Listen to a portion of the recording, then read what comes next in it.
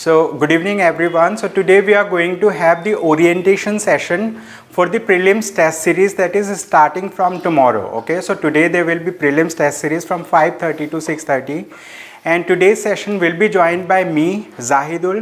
Ansari Sir will be there, he will shortly join, and after then like geography related discussion will be taken by Mr. Laxmikant Jaybhaye. Okay, so he is the faculty for geography. So this week we are starting the prelims test series with geography as a subject. Okay, so tomorrow onward you will have 20 questions every day on geography section, okay, in the morning. So we are going to upload the question paper. So like we have got some request from the students to change the timing little bit. So the test paper questions will be available from 6 a.m. in the morning. Okay, so you should try to give the test between 6 a.m. and 9 a.m. in the morning, and in the evening from 5:30 to 6:30 we are going to have discussions on the MCQs, okay, that are being asked.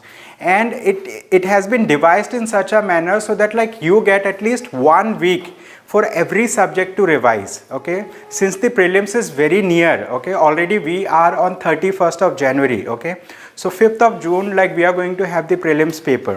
So we have very less number of days, and this is the time that you should be focusing on the on revision of prelims related subjects. Okay, you should focus on revising the prelims related subjects. So this is the right time that this test series is coming in handy for you, because every week you are going to be tested through different questions, and there will be discussion also. Okay, so let us quickly understand like what are the key components when it comes to preparing for the prelims exam. Right, you are preparing for the prelims exam, so what are the things that you should keep in mind? Okay, the first and foremost thing for the examination is that you should keep the syllabus in mind. Okay, keep the syllabus in the sense you should exactly know like from which areas UPSC is asking question. So if you go by the UPSC notification, right, in the notification UPSC mentions the syllabus of prelims for GS paper 1 and GS paper 2. Technically, the GS paper 1 is the general studies paper that we are going to discuss in detail today, and the second paper, which is CSET paper. Okay, so we will take the CSET questions in the later part of the test series, and there will be we are going to conduct the CSET classes also, so we will discuss about them as well. But if you see the syllabus of UPSC, you will come across 7 specific points, right, for GS paper 1 as well as for CSET paper in the syllabus. Okay, you should by heart those points, and I will tell you like how you can relate this particular syllabus of prelims with the means syllabus. All right, so if you see the means exam syllabus of UPSC, right, you have like we are going to talk about the specific those subjects that require subject matter understanding from GS paper 1 to 4, but like prelim syllabus is connected with GS paper 1, 2, 3. Okay, so let us discuss about the syllabus. Okay, so in this syllabus part in prelims UPSC mentions 7 specific point, and it starts with current affairs, like current affairs or current development from national and international perspective. Okay, so this is one part of the syllabus. The next very part is related to history, right, history of India, like they talk about history of India and Indian national movement, right. So that particular history, it not only includes the modern history, it also includes ancient history, medieval history, as well as like there are questions from art and culture. Okay, so that single line, if we talk about this particular thing, okay, so this is what is the syllabus of UPSC. The first part I have discussed, current events of national and international importance. It means like current affair also plays a very crucial role for the prelims exam. Okay, it plays crucial role in the mains exam as well, but for prelims it plays an important role. And here at LUKMAAN IAS we cover current affairs through multiple channels. I have already discussed about it with you, right. We are having the Hindu newspaper analysis, and we also have daily current affairs in the blog. We have current affairs booklet that we are providing, so you can use any of these channels for preparing your current affair. Okay, so this is the thing, and we are also going to have current affair specific test Okay, during some weekends, I mean like we are going to have full length test on current affairs itself. So in every test we are going to cover 3 months of current affairs. All right, so current affair plays a very important role. Apart from this, when we talk about history of India and Indian national movement, right, so here like we read ancient history, medieval history and modern history. Along with this, we also read the art and culture, right? So art and culture like has also gained prominence, and we are getting multiple questions every year. All right, so in the later part of the discussion, I will show you the trend of UPSC, like from which section UPSC is asking questions every year, right? From modern history, how many questions has it asked in the last 10 years? From medieval history, how many questions it has asked? From ancient history, how many questions it has asked? And also we are going to discuss about art and culture section, like how many questions has UPSC asked in the last 10 years. So if we take the average, we will be able to understand like what is the importance of a particular subject for the prelims exam, right? So like here, like I have shown you, there are 7 points that UPSC mentions in the syllabus, but like what is the weightage of a particular subject in the prelims exam? So accordingly you have to devote your time, you know, on that subject. I mean like there can be some subject, you know, where UPSC is asking many questions every year, like, you know, more than 10 or up to 20 questions per year. It means that subject becomes very important. Okay, so you should not miss those subjects from where you are getting many questions, and also those themes in that subject where, like, you know, there is repetition of question. I mean like UPSC is asking question from some areas, and UPSC is repeatedly asking question from that area from many years, right? If we talk about, I mean like, you know, if we talk about Indian economy, so UPSC is asking questions from banking sector every year. There are, like, you know, you will hardly find a year where UPSC has not asked questions from the banking sector. So you have to identify within the subject that like which areas are more important for prelims exam.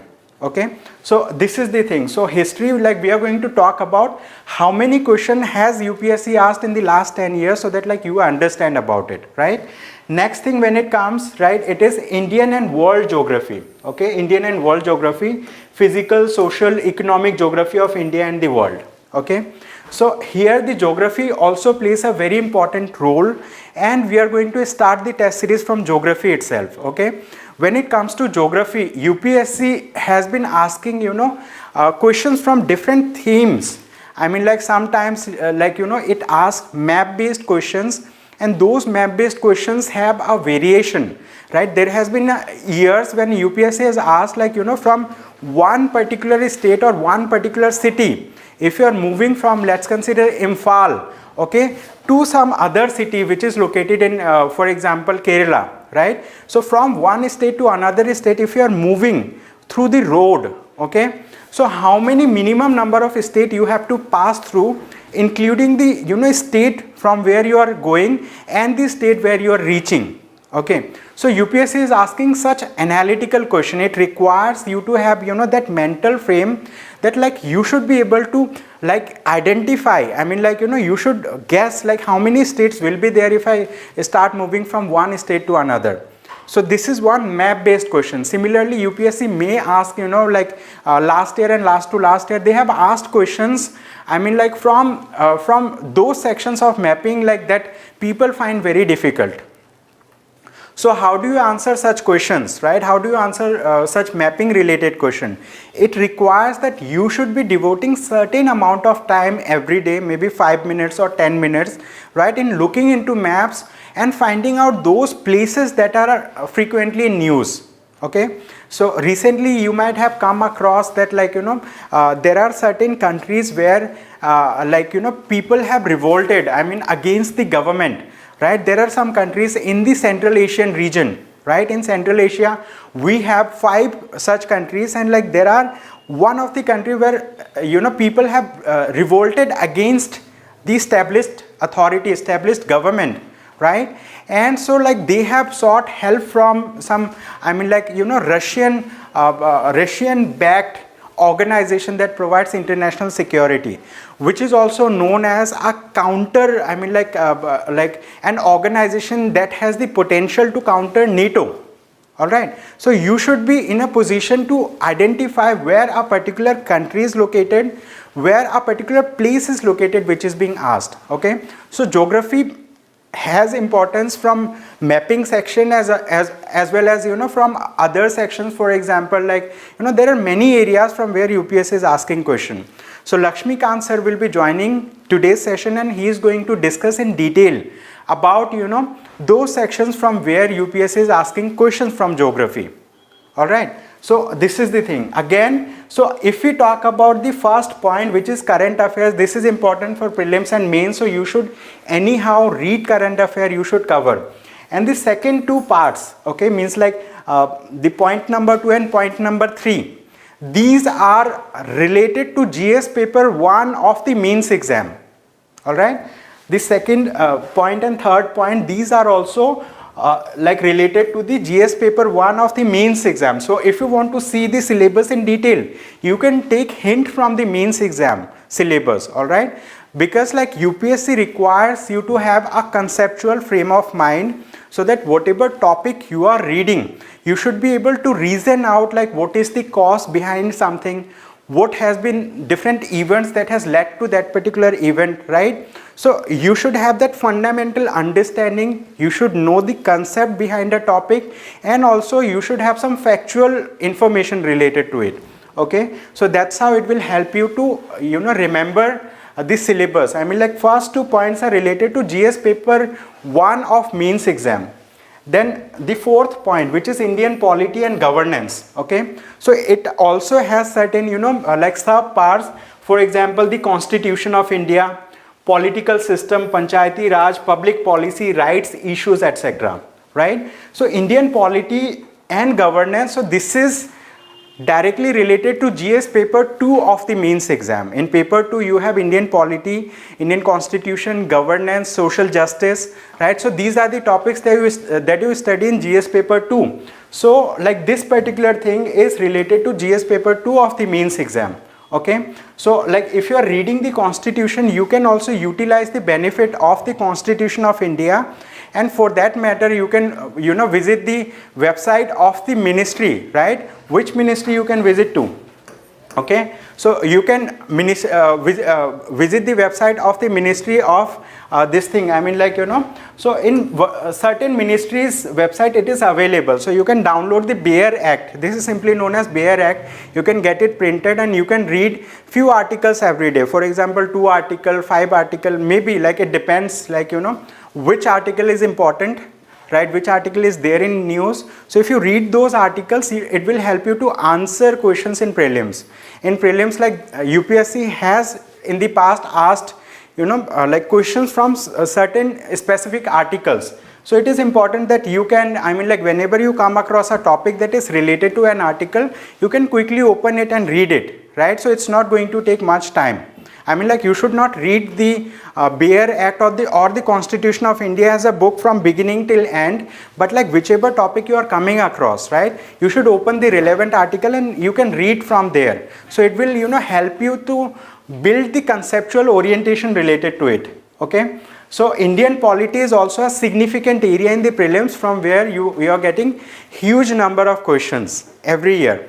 And nowadays UPSC has started asking questions related to different acts as well. Okay, they are asking questions from different acts, and at the same time last year, you know, they have asked a question where they have, you know, specifically asked about like how a state is formed, right? What are the basic components of a state? So a person who has not studied politics with a conceptual frame of mind will not be able to understand.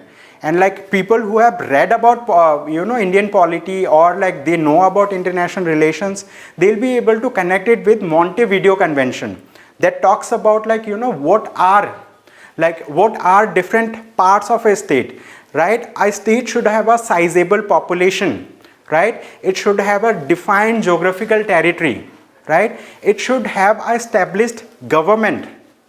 All right, so it should have a sizable population, it should have defined geographical territory, it should have sizable population, and at the same time it should be sovereign. Sovereign means it should be able to come into international relations with other countries without any external pressure. or without any external power, okay? It should be internally sovereign to frame rules for itself, and it should be sovereign to come in international relations with other countries, okay? So that's the thing. So you should be able to identify the key concept lying behind a question to answer those questions. So that question, I mean, people who have studied public admin optional or people who have studied PSIR optional, they were able to connect with it. Why? Because like they know like what are the different constituents of a state, and people who know in detail, so they'll be able to connect it with Montevideo Convention. So in the Montevideo Convention, they have defined under different articles, right, what are the constituents of a state. Similarly, if we talk about the fifth point, economic and social development, see from point number 5, 6 and 7, all these 3 points are connected with GS paper 3 of the mains exam.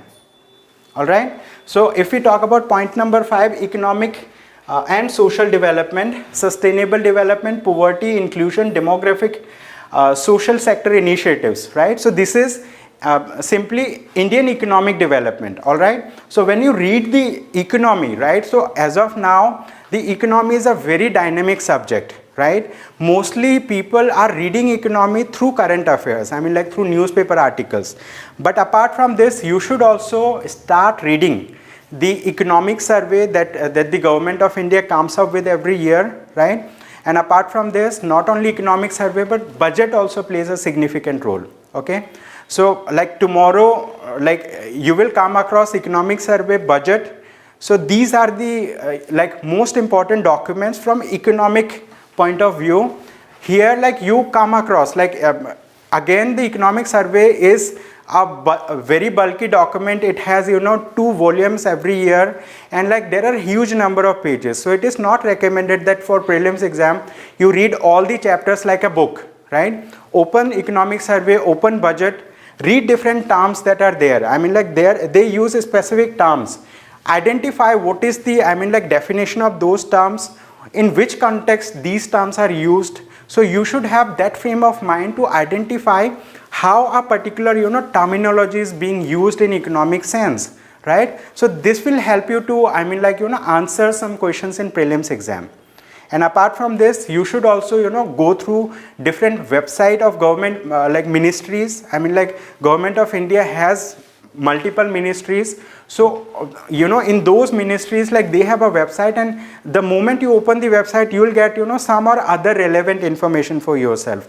You should not read all the websites all together, but like you should know about key schemes that different ministries are coming up with, right? So this will help you to identify that this particular scheme is of this particular ministry, right? Sometimes UPSC asks you question from those areas also, that like this particular scheme is from which ministry of the government of India, okay? So last year there was a question from I think this Farmers Rights Act 2006. So it is related to the Ministry of Tribal Affairs, right? If you open the website of Ministry of Tribal Affairs, on the very first page, front page, they have mentioned about this particular thing, okay? A person who opens the government websites, they are in a position to answer such questions frequently. So this is the thing.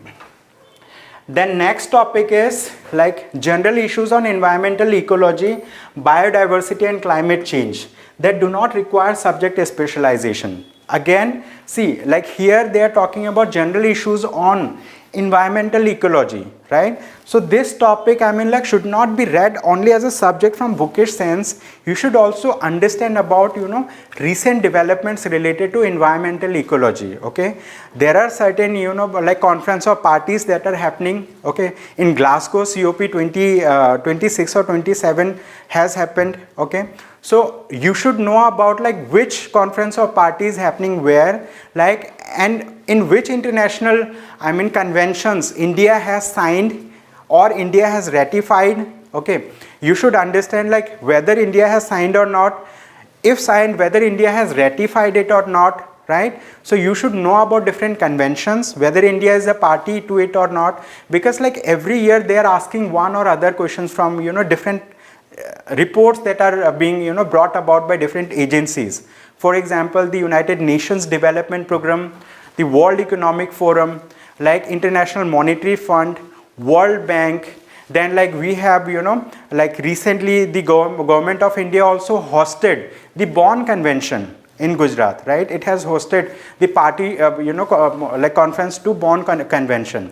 Then like, you know, we also had United Nations conference to combat desertification, UNCCD, right? India has hosted in India, and India is a, you know, chairperson of this particular organization for the 3 years to come, right? So you should have those understanding about these bodies, I mean like, you know, different bodies and the reports that they are publishing, whether like India is a party to any of these conventions, whether India is a member country of different organizations or not, right? So this is the thing. So you should keep a track, right? Which report is being released, which organization has released it, right? And whether India is a member of that organization or not, right? So like Reporters Without Borders, Transparency International, right? So these are organizations like, you know, that are frequently in news. And at the same time, Niti Aayog also plays a very important role. Niti Aayog, you know, releases one or other report very frequently, and these reports are so crucial that you should actually, you know, learn about, you know, some of the reports that the Niti Aayog is releasing. I mean like you should not read all the report, but you should at least know the name of the report and the basic, basic framework of these reports, like what are the like different components of this report and all. Okay. Then apart from this, like general science means science and technology. Okay, so this is the thing as of now. Okay, so this is GS paper 1 related thing. Similarly, CSAT also we have 7 points. Okay, and this, so I'll just take 5 more minutes. After then Ansari Sir will join. Okay, so he is going to join and he is going to discuss about like, you know, certain important things related to prelims exam, and later on, like, you know, Laxmikant Jaybhaye Sir will join and he is going to discuss in detail about geography preparation. Okay, so he is going to discuss in detail. So here, if we talk about GS paper 1, it has 100 questions and it has 200 marks. It's like you are given 2 hours of time, and like, you know, cutoff is decided. I mean like on the basis of your performance, right? So like you are part of a cutoff. So if you qualify that cutoff, so you will be qualifying the prelims.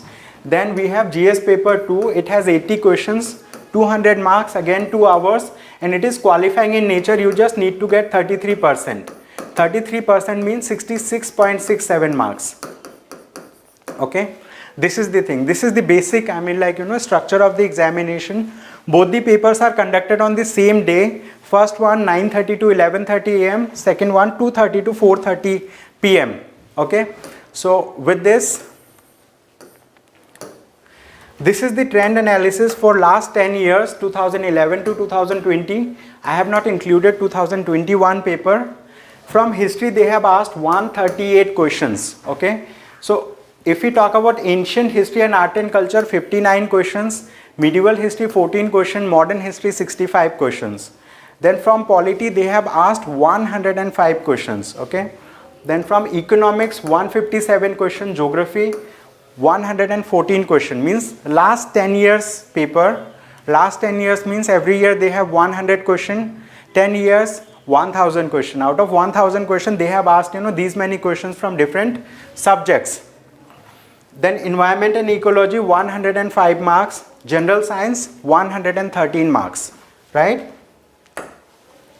So here you can see the relative weightage of different subjects. History plays a major role, economy plays major role, polity, then geography, all these subjects play major role in the examination.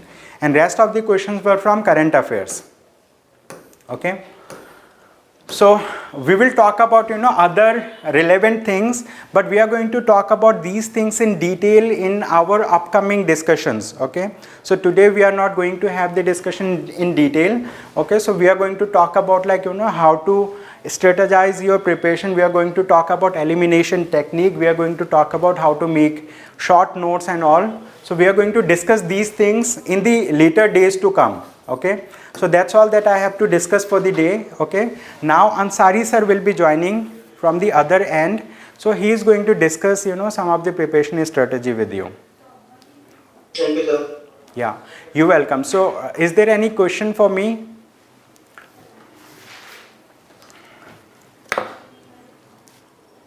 Yeah, so Ansari Sir has joined. Thank you so much. So after Ansari Sir, Laxmikant, Jaybhaye Sir will be joining. Okay, so he is going to interact with you shortly. Good evening, everyone.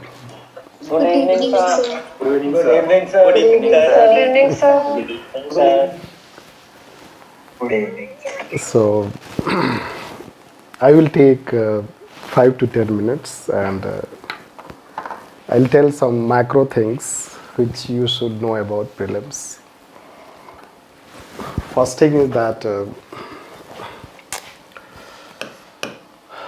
there are 100 questions and it can be one of its kind examination that in 100 questions merit are made. Merit is determined on the basis of that. And although over 11 to 12 lakh candidates apply this, and over, let's say, 4 or 5 lakh candidates may appear. So competition is among them. When there are 4 or 5 lakhs candidates applying for 100 questions, so it demands almost, let's say that, near perfection.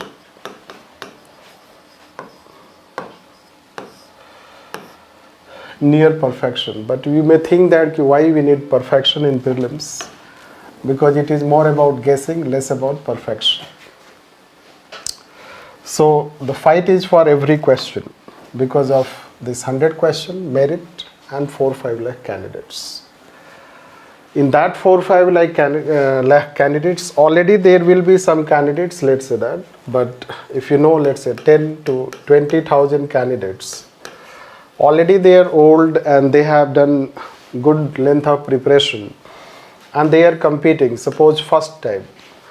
So they are already there and they have been competing, and the number of people, those who are going to qualify for mains, it can be 10,000 to 15,000 number of seats. Depends how many seats we have. So there are already candidates who have given their good length of time in this, and new candidates are also trying to compete.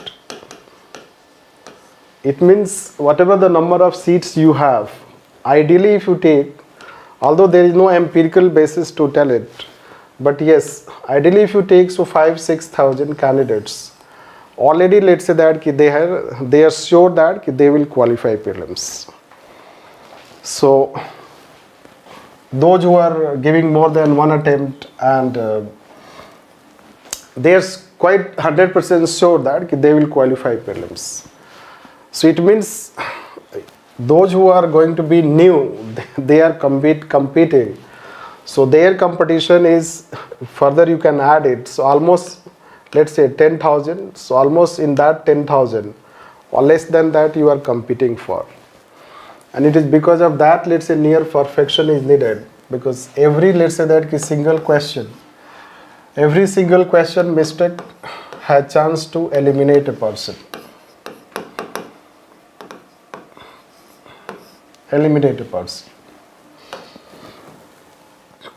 This. So then second important aspect that we say is, most of the people can go and make, let's say what we can say, 80 or between 70 and 80, they can do that. Thereafter means correct, if you say correct, incorrect, whatever the ratio if you find. So if merit is 95 plus, so there are people who can reach out, most of the people can reach around 80 or 80 plus or 80 and 90. Okay. Going beyond will take huge effort. If we think that it is just a matter of 5 marks or even 10 marks, let's say, depending on whether 95, 100, whatever the merit they make, the merit that for prelims. So whatever they make it, so people can easily reach to 80, 90 mark or even close to that. But 5 to 10 marks, let's say, that will keep you very, let's say that will pose lots of challenge to you, because that demands more and more, let's say that broad footing of preparation. Unless we have broad footing of preparation, means we broaden the footing of preparation in each sections, and we know some sectoral things also. So a person may end up, let's say, being 90, not 95, or being 95, not 100. We think that yes, again, it's very close gap, but it's not that, because of the footing of preparation. Footing of preparation we mean by, we'll give one example. So just I was teaching in GS batch, so I was teaching what we can say called contempt of court. Contempt of court. Now, contempt of court is something that is called, you read judiciary. Then when you read judiciary, so in judiciary it may not be given much detail, or you may simply, let's say, we may ignore it also. What is exactly, let's say, provision related to contempt of court, and some basic aspect of the contempt of court. So that is called broadening of footing. Let's say when we are preparing it, are we going with just regular type of reading? Regular means ki geography written, history studied, geography studied, economy studied, regular syllabus that we have, or we are broadening our footing that we can cover even a particular act is also covered, a particular rule, let's say, government has drafted, that also is person able to cover. That is how we mean by footing here. It's like basically in my language. So regular GS people are reading. Regular that you can read Laxmikant, or you can read economy, you can read 10+2 NCRT. These are regulars. And we say that they will talk you a strategy, it is adequate, this and that. But are we, let's say, broadening, because many things may not be mentioned. Many things may not be mentioned in NCRT, in regular books that we have. Even at times, when current is written on contempt of court, an article, it may not necessarily write the PT type of points, and even if it has written that PT types of points, so we may ignore it, we may not know it. So the second important thing is this: don't think that yes, you are near to this. Rather, let's say that your effort should be that you should get always 100 plus. The task should be always to get 100 plus. Getting exactly, let's say that cutoff mark exactly on or over cutoff mark, so it keeps you, let's say that under dilemma whether you should focus on prelims or whether you should not focus on, whether you should focus on mains, you should not focus on mains. And then it will result into wastage of your time for almost 1 month. Nowadays within 20 days results can be announced, 25 days, 20 days. It is good, but still it will result into wastage of at least 20 days. If a person is not clear, if it is not going beyond the cutoff, so then at least you will waste your 20 days in the dilemma that whether you are qualifying it, you are not qualifying it. And after 20 days, only 2 months left. So that is how the second aspect. Now, the third aspect is basically, we talk that this civil service examination is for 3 hours. In our old style line, that is called recognition, recall, and reaction or response. It is called prelim, it is called mains, it is called interview. So prelims is about recognition. 4 options they were given. So you have to simply recognize correct or incorrect. This. So are you able to know correct or incorrect? This is our two options they will ask. Either you have to find correct one or incorrect one. So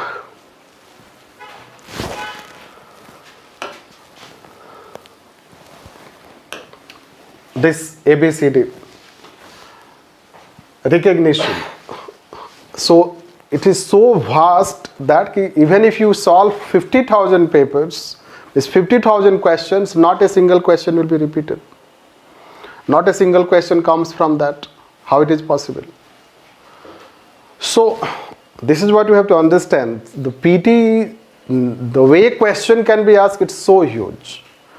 And when it is so huge, so you have to only study such a level that you are able to recognize out of the four options which can be correct, which one is incorrect, as per the given option or nature of the question.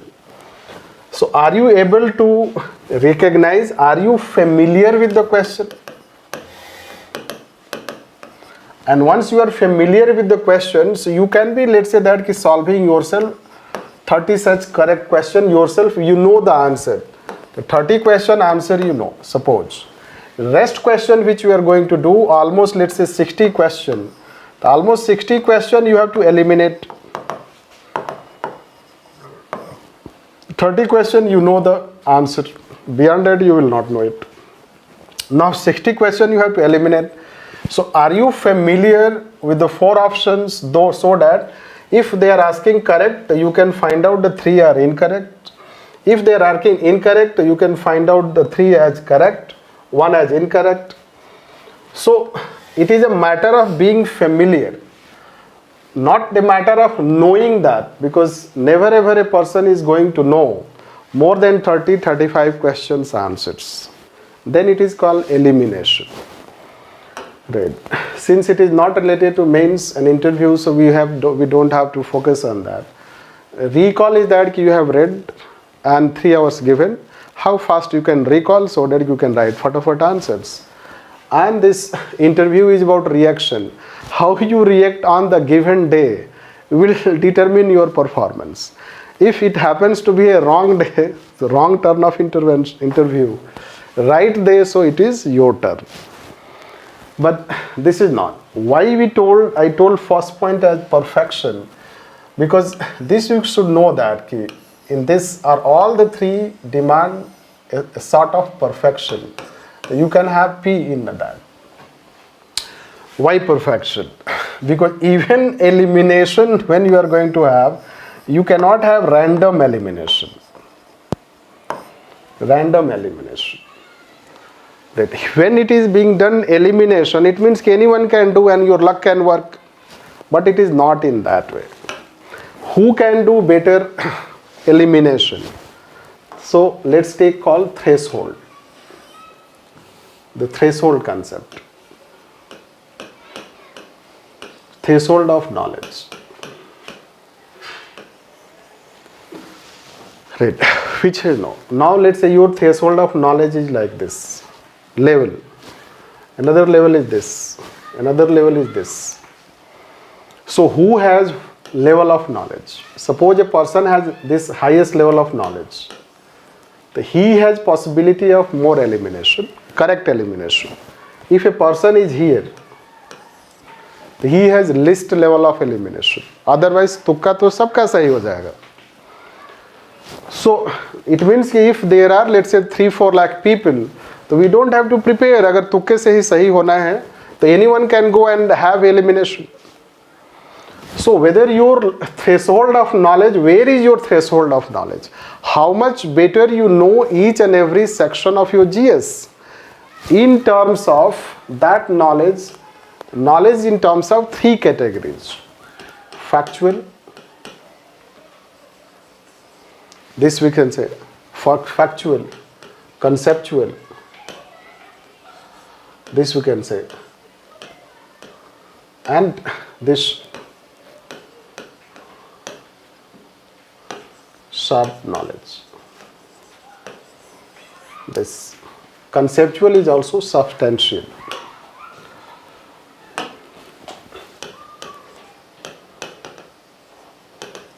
this. So factually can work as a base. Let's say articles, you know. Suppose you know articles. So articles are not asked. It can be in rare case ki a question can be asked, or at times in past they have asked, no doubt, but yes, we say factual. So even if you should know articles, you cannot study on this basis ki no articles are not asked, so I will not know it. This. So factuals will help in elimination. This is, you should know that. It is the foundation, it is the base. So factually you have to know. Chronology you have to know. Factually you have to know. You have to know different things. Let's say that ki grasses, sanctuary, this and that. The factual knowledge you should have. This city capital, this river and capital. So you have to know, which can be very basic aspect. So factually you should be very sound. Sound in the sense that yes, you may have studied so far your 10 plus 2 8 sectors. So yes, factually you should be. But that is not preparation. The main aspect of preparation for the prelims will be your substantial, conceptual and sharp knowledge. Sharp knowledge I will ask later. Sharp knowledge is suppose that contempt, I was saying. So suppose contempt of court can be initiated by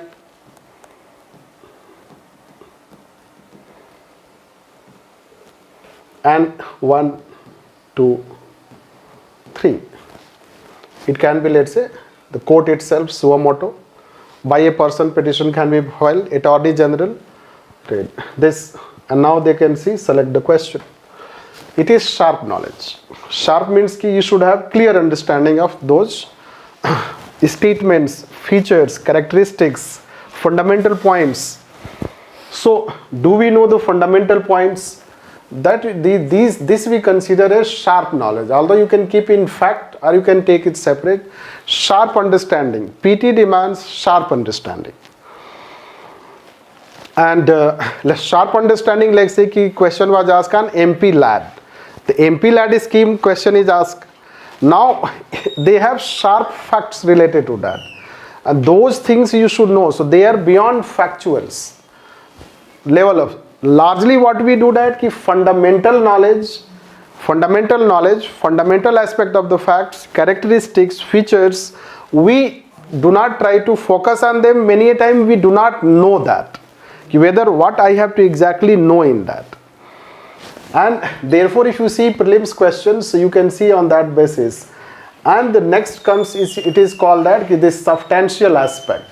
Substantial is that it is on the basis of understanding. Like let's say that you are reading NCERT.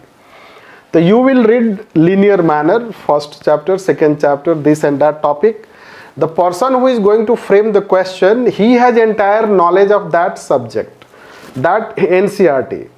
Therefore the person can link, let's say page number 10 content given and page number 200 content given, and the person can combine both and create a new question. And we are, let's say that when you are studying, you may be studying 1 page, 2 page, and you may be sectoral understanding. So conceptual understanding is that a person who is framing the question, on the basis of his understanding, he does not need to read books, he can simply frame a question. Or NCERT can be the base, a particular page, a particular line can be the base. On the basis of that particular line, a person can write 3 statements. That's why it is said that questions are from NCERT but not explicit sense. Means not exactly word to word it will match, but just a term, a sentence, a paragraph can become basis for a person who has knowledge in the field of history, geography, whatever the framer, the person who is framing the question, he can frame a question on the basis of that relating to the concept, relating to some other thing. And that is how, let's say that this conceptual understanding, substantial understanding of GS paper in each section, so that becomes very crucial in terms of, let's say, elimination of questions. And that is how we can see that 3 layers of knowledge when you have.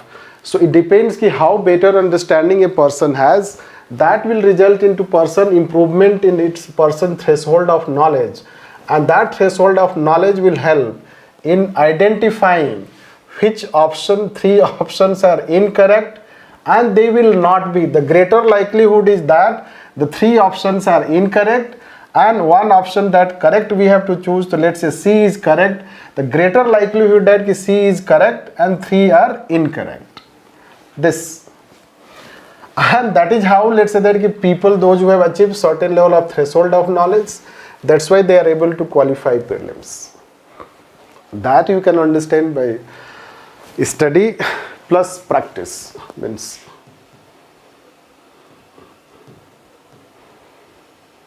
both. Practice without study, it will not help. Brute force. Study with practice, this is how it should.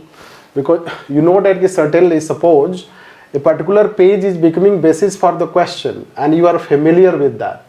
You are not familiar with the 2 other options, but you are familiar with this. That familiarity will help you in elimination. And that is how, let's say, you can do better in prelims. And this is how I wanted to tell.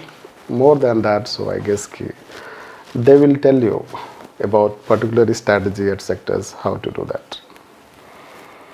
So, yes, should I finish if you have any question? Sir, can you say something about pitfalls while one makes while attempting a paper? Yes.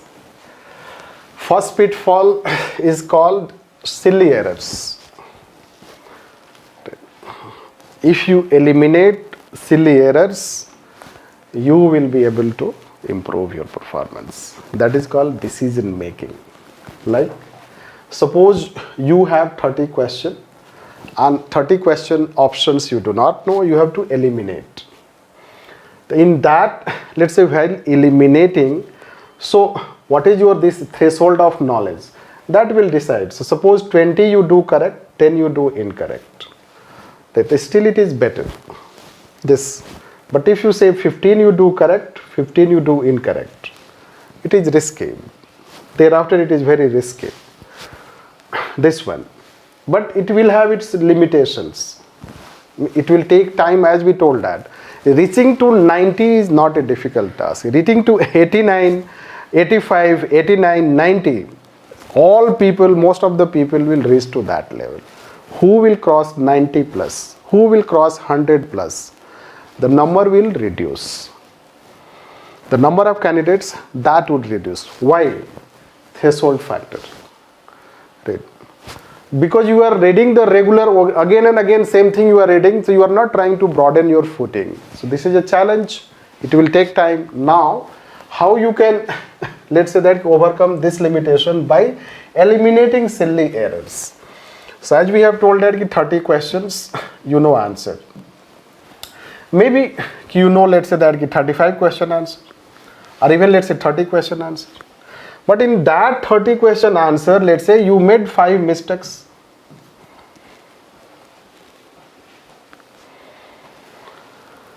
They are quite doable, but you have done mistake.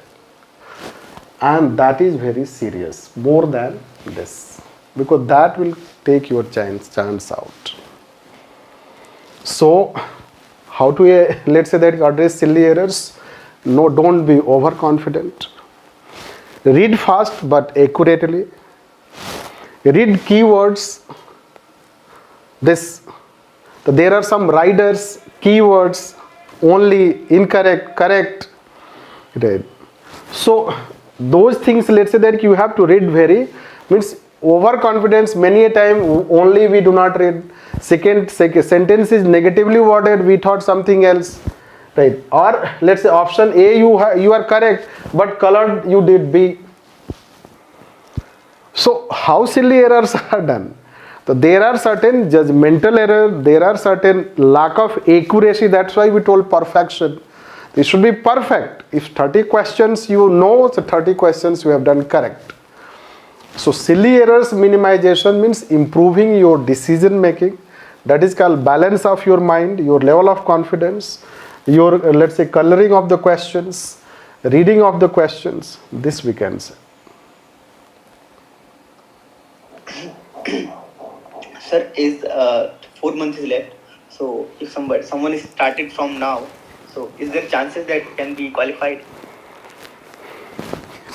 Like although we are studying from last 1 year, but still things are not compiled at one place, not able to remember. So It is starts from still now. hand and mouth situation. It is like you have to do your means every stone should be let's say turned. This is how it is. It's about giving in, giving out, and having lots of hard work. So still it is possible, but it is hand to mouth situation. Okay, sir. Sir, how to approach the iteration during solving papers? How to approach? Iteration, sir. First iteration, second iterations. How much time to give for first iterations? Which question have to solve in first iterations? Right. No, this let's say that it depends on question to question, and it depends. It is not how much time to give this. Right. It depends on your level of preparation.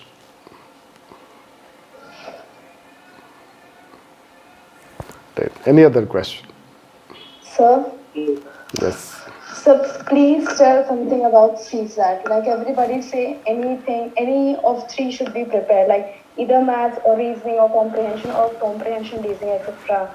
But sir, my condition is this, that in all these three I am like very bad. And while reading comprehension, sir, I am practicing since last 5 months, but still I take much time. So, and also I assume too much, like if they have given some questions, so I will be starting assuming in my whatever I have learned by now. So I how to guess you address should that? ask to CSAT teacher when she will come. What we can say is that you should have practice enough. General thing I can tell you that you should have your practice enough that you get qualifying marks. CSAT is another paper which is resulting into a huge number of disqualification of the candidates. You should know this also. Yes, sir. Many candidates are doing better in GS paper, but in CSAT they are disqualifying. So you should not take it nonchalantly, even if it is qualifying. You should give your best to that. This you So can how say. to address the deficit of this conceptual knowledge? Like, I know like factual knowledge is okay, we have to revise the basic books and we can get the factual knowledge at one period of time. But the conceptual knowledge, That is how, let's say that it demands, let's say it is the papers, if you practice UPSC papers, so then you can find out let's say the conceptual question that you face and the knowledge you have gained. So the knowledge you have gained related to a particular topic. Let's say that the topic can be related to inflation and a question is related to inflation. Suppose you have best study on inflation. Means you think I have done my best level of knowledge on inflation, and a question on inflation has been asked. Are you able to solve it comfortably, that inflation question? This, if you are able to solve, so your conceptual knowledge is better. If you are not able to solve, so it gives the scope to improve your conceptual understanding. Related to inflation means now you have to read something else, because let's say question can be inflation concept plus applied.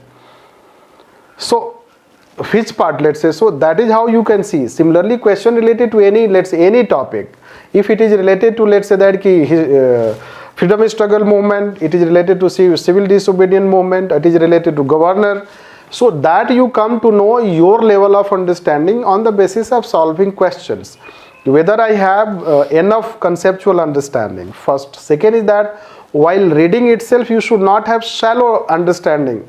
You should tell to yourself that I have to know thorough, I have to have thorough knowledge of any topic, because it is related to also mains. It is related to prelims also, but at the same time it will help in mains also.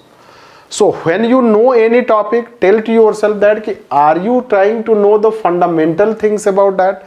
Because let's see, government, the way government asks questions, the questions have, let's say, very legality. The questions have legality, the questions have the The factuality you can say. They don't ask vague sentences. It can be one and two vague sentences. Law and liberty, liberty and law. Let's say that, right? So there can be one and two questions that you have to make judgment. And you can see how questions they ask related to democracy, related to governor, related to rule of law, and they are all understanding based. You cannot find in a book.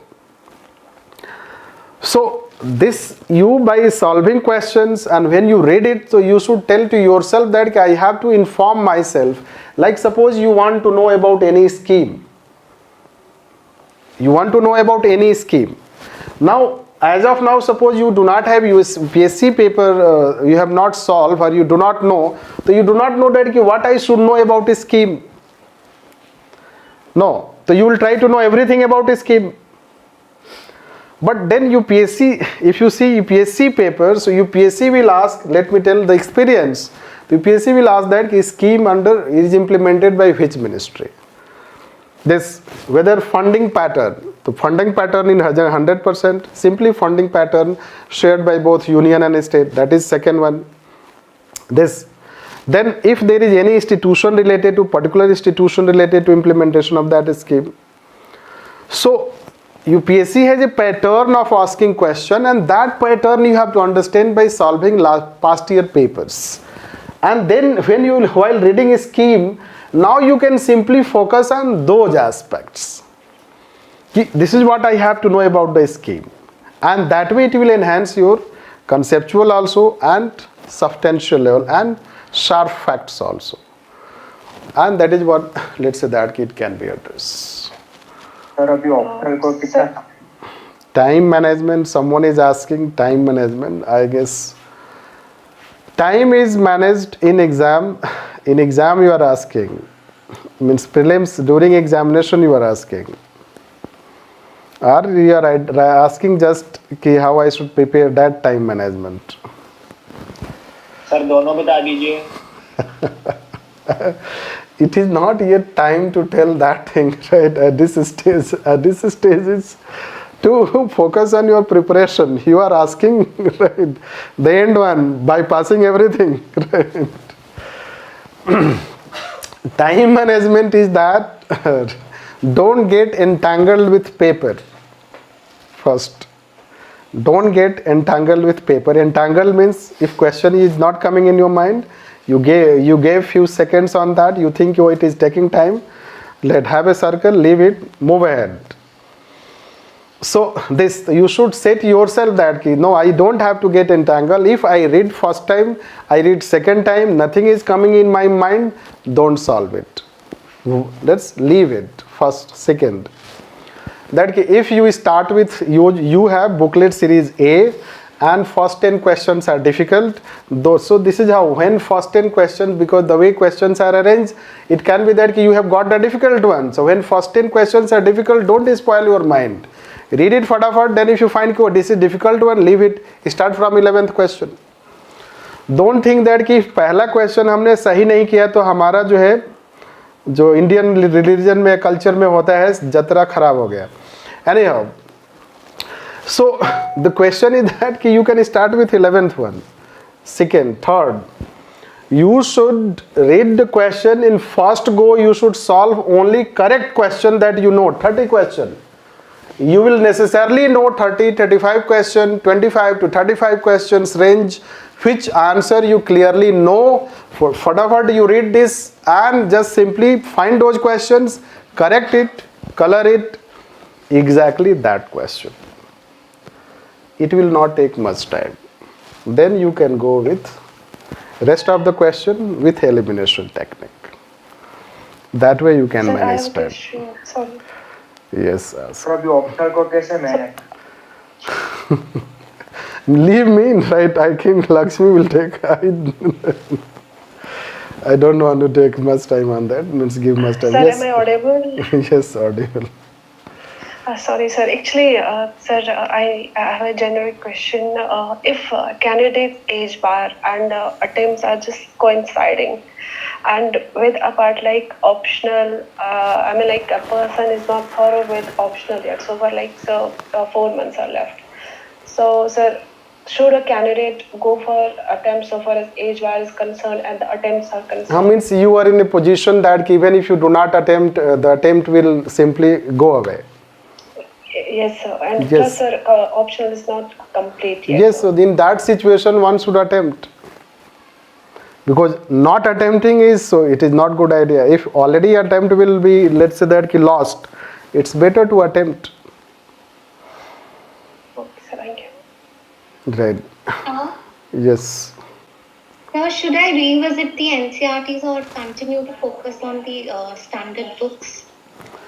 See, NCRTs are basically since government, that is what I told here, right? That ki since NCRTs are government research books, means books that they have, and they have the fundamental things. So that's why let's say that ki one should know, because even if explicitly question is not explicitly from NCRT, but it may have implicit reference to that. So that's why we say that ki you should know that, because there are means many such fundamental aspects which have been mentioned in that NCRT only. All right, sir. Thank you. So one more question. Yes. So for a person who it is his first attempt, so and when the optional GS papers are not yet completed, syllabus is not yet completed. So how should one's strategy be about this, about going for prelims? If then the person should not appear in prelims. Isn't it? A person should not attempt, means okay, good that you people have also joined. So your question,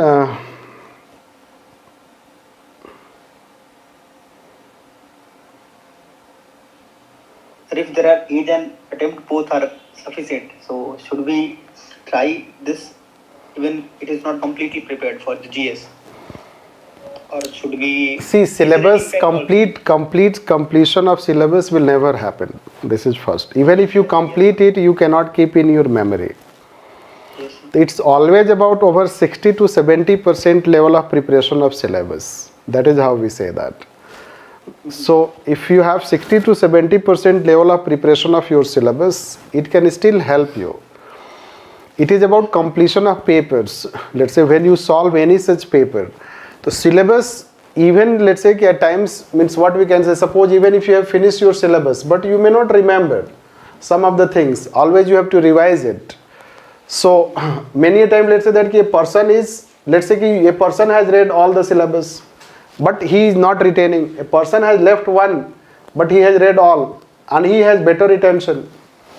So there can be different types of permutation combinations depending on your level of memory, level of knowledge, sharp understanding, time that you have given. So how a person is placed, there are so many factors which are deciding factors, right? Here we are telling a general strategy. So still it can be possible. And mock test, someone is saying that the syllabus is not complete yet, fear is scoring. It's not in that way. Let's say that practice and study both should go on continuous basis. Like study you do, practice you do.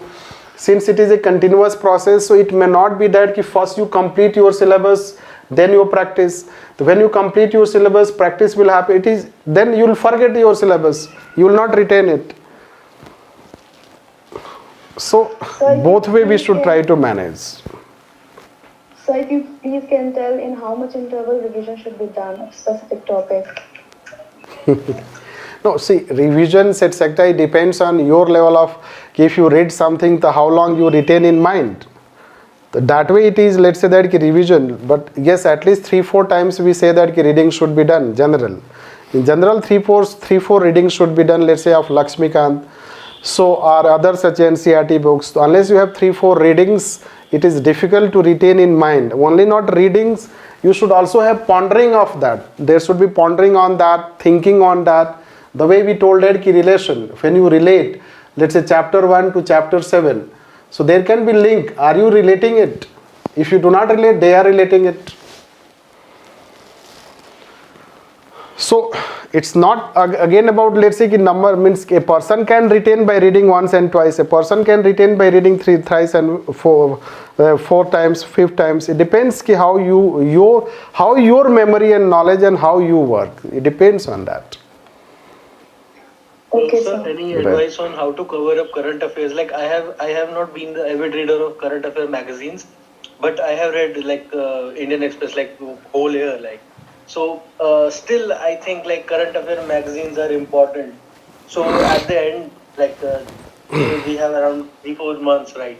So how to cover up the current affair magazines? Basically it is about elimination of overlapping in your study and getting the best out of the resources. That should be the approach. The way we told that here, elimination, similarly you have to eliminate overlappings. Like many a time in newspaper you find the articles but you know it and there is no any new thing in that, you should not read it.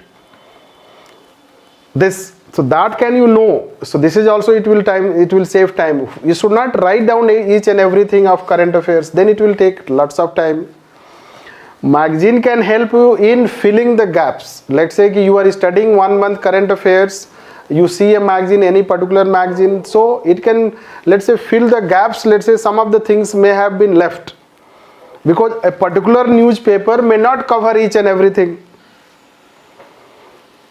It covers the maximum thing, but it may not cover, it can cover 60%, it can cover 70%, but it may not cover each and everything. It is possible, and therefore let's say magazine can fill that gap. So that way you should take and minimize your time. Regarding the PT Perspective course, sir, would it be more beneficial for those students who once gone through the foundation, GS foundation, or those students who are yet to start their GS, they can also join that course? Yes, it depends how, let's say that it is for both, because suppose when you join a class, so then teacher tells you that what to study, what not to study, how to study. So that way also you learn, and that way let's say that it helps you in studying and planning that particular section, let's say geography section or let's say history section. So then it helps you in planning and minimizing your time this way. So we'll finish here. Optional, if it is not optional, is yet finished. So let's say that it will take time. If you are talking from the present batch of optional, that is October batch, so it will take time, and then going for prelims, so a bit risky. This I can say. Let's finish it. And thanks for all those our students who are from past batches also. I feel happy that you have joined. Thank you, sir. And now Lakshmi will take all the best for your preparation. Thank you, sir. Thank you, sir. Good evening, everyone. My name is Laxmikant.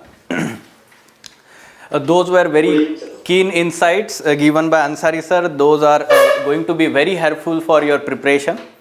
Okay, so we will start with geography section here, and I will give you a brief idea how we are going to proceed with geography module.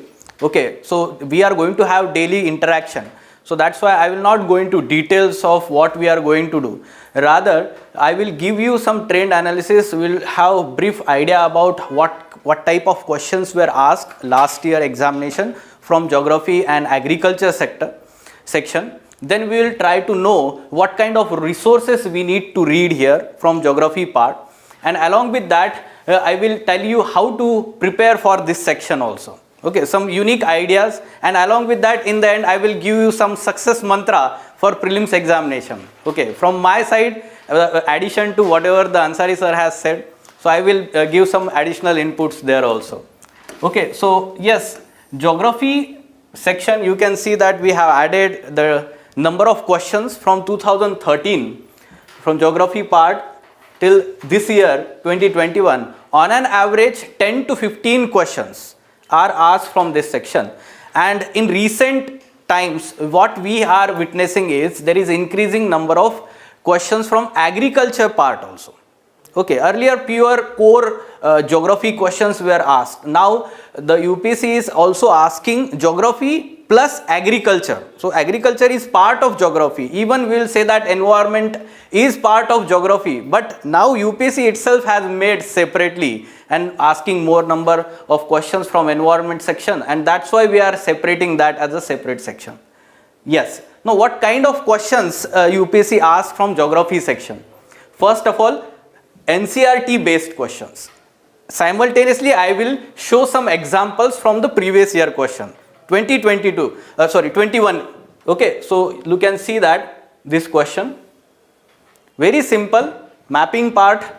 Okay, so there is this map in NCERT given, and yes, with reference to Indus river system of the following 4 rivers, 3 of them pour into one of them which joins the Indus direct. Among the following, which one is such river that joins the Indus direct? Okay, so this kind of observation can be done. Simply there is one chapter in 11th standard NCERT, India physical geography, and it talks about different rivers, Himalayan rivers, peninsular rivers. So there is this map is there. Now generally what students know is that these rivers are there in India, but they do not observe the rivers going into Pakistan and how they are mixing with each other. Okay, and that's why student got confused there. Otherwise it is there in NCERT itself. Now you can see here that Jhelum, Chenab and Ravi, they are meeting with each other and they are flowing into Satluj river directly here. And then Satluj is meeting to Indus river. Yes, there is some confusion. The analysis given by different classes and different faculties, they are saying that it is Indus river, or it is actually called as Panchnad river in Pakistan. But you can see that Satluj is the longest one, and other three are short rivers comparatively in length, and they are meeting Satluj, and Satluj is flowing into directly Indus. Okay, I will give you one more example how simply UPSC asks question from NCERT. Now, with reference to the water on the planet Earth, consider the following statement. Now, this was very simple question but tricky also. Okay, and you can see that on 7th standard NCERT chapter 5, this table is given. Now, on the basis of this table, this question can be easily answered. Okay, we will not solve these questions. I am talking here that how these questions can be solved from the knowledge that we are getting from NCERT. Okay, so directly NCERT based. I will again give you one more example here. Black soil. Simply, yes, one of the simple question, I guess 99% students may have got this correct here, because yes, all of us know that black soil is derived from this igneous rock. Okay, so that's why surely when you are reading this part of NCERT, you know the meaning here. Okay, so direct from NCERT and also indirect. Now, how to use indirect knowledge from NCERT? Okay, so I will give you that example also. You can see here this question. Among the following, which one of the is the least water efficient crop? Now, generally in reading we know that sugarcane is very water thirsty crop, water intensive crop. But comparative to other, no, we have to compare with others. Now, on the basis of reading of NCERTs, what is given in NCERT, you can see that different crops and their brief information is given. In the 12th standard NCERT, human and economic geography. So, you can see bajra is sown in hot and dry climate. अगर वो dry climate में grow हो रहा है, so obviously it requires less amount of water. Logic use करो. Whatever the information you are using, I will eliminate that here, bajra. Then simply we can say that, or pearl millet. Okay, so bajra is pearl millet. Then you can see that arhar or tur dal, red gram. You can see that it is grown in dry conditions or dry areas. So both are eliminated. And along with that, sunflower, you can use your logic now or available information. Sunflower is largely in semi-arid and arid regions only. Again, now comparatively, you can eliminate and mark now more confidently, sugarcane is the correct answer. So indirectly, we can use this information. So NCERT based question, direct or indirect, using that information. Now, the second type of questions that UPSC is asking here, map based questions. every year 1 or 2 minimum questions will be based on the map. Okay, mapping is very essential part of geography study. Now also we will say that environment section, because they are asking national parks and all these things, okay, their location and all. So from that aspect also it is important. But from geography, including world geography and India geography, including physical geography as well as economic geography, okay, so mapping is very vast and anything can be asked. Okay, briefly I will tell you or show you what kind of question UPSC asked from the mapping perspective. Okay, see here, this question. Now we need to learn about all rivers in India, peninsular rivers, Himalayan rivers, where they originate, which are the tributaries, left bank, right bank tributaries, and where they are flowing into Arabian Sea or Bay of Bengal, which are the different states into which that river is flowing. ये सारी चीजें करनी है. उसमें कोई waterfall है या वो river पे कोई एक dam है, project है, उसकी वजह से कोई reservoir तैयार होता है. Right, so all this information we have to prepare from the mapping perspective. Now you can see that all these rivers are east flowing rivers, okay, and some of these rivers originate from Eastern Ghats and some of them are north of Eastern Ghats, originating from north of Eastern Ghats like Chota Nagpur Plateau, okay, and we do not actually give focus on these rivers. We give focus on only large rivers like Godavari, Krishna, Kaveri, or let's say Ganga, Yamuna and their tributaries, Himalayan rivers. So generally we miss out on Vamsadhara, Suvarnarekha, Nagavali or all these rivers. But surely if you do mapping part properly, you will be able to remember from north to south what is the sequence of these rivers. And then you will understand, oh no, this is from north of Eastern Ghats or Chota Nagpur Plateau. If you know that Suvarnarekha is from Jharkhand, simply if you remember that whatever the Tata Steel plant is there, it is given in NCERT, no? Suvarnarekha river is flowing from that, right? So if you remember that also, you will eliminate Suvarnarekha. So both options are eliminated, 3 and 4 and 1 and 3. Okay, so which of the above rise in Eastern Ghats they are saying. So remember 1 and 2 and 2 and 4, these are the options remaining. Okay, now again Brahmani is just of south of this Subarnarekha and it is not originating there also, right? So Eastern Ghats, simply we should understand that 2 and 4, Nagavali and Vamsadhara, these two rivers originate from Eastern Ghats.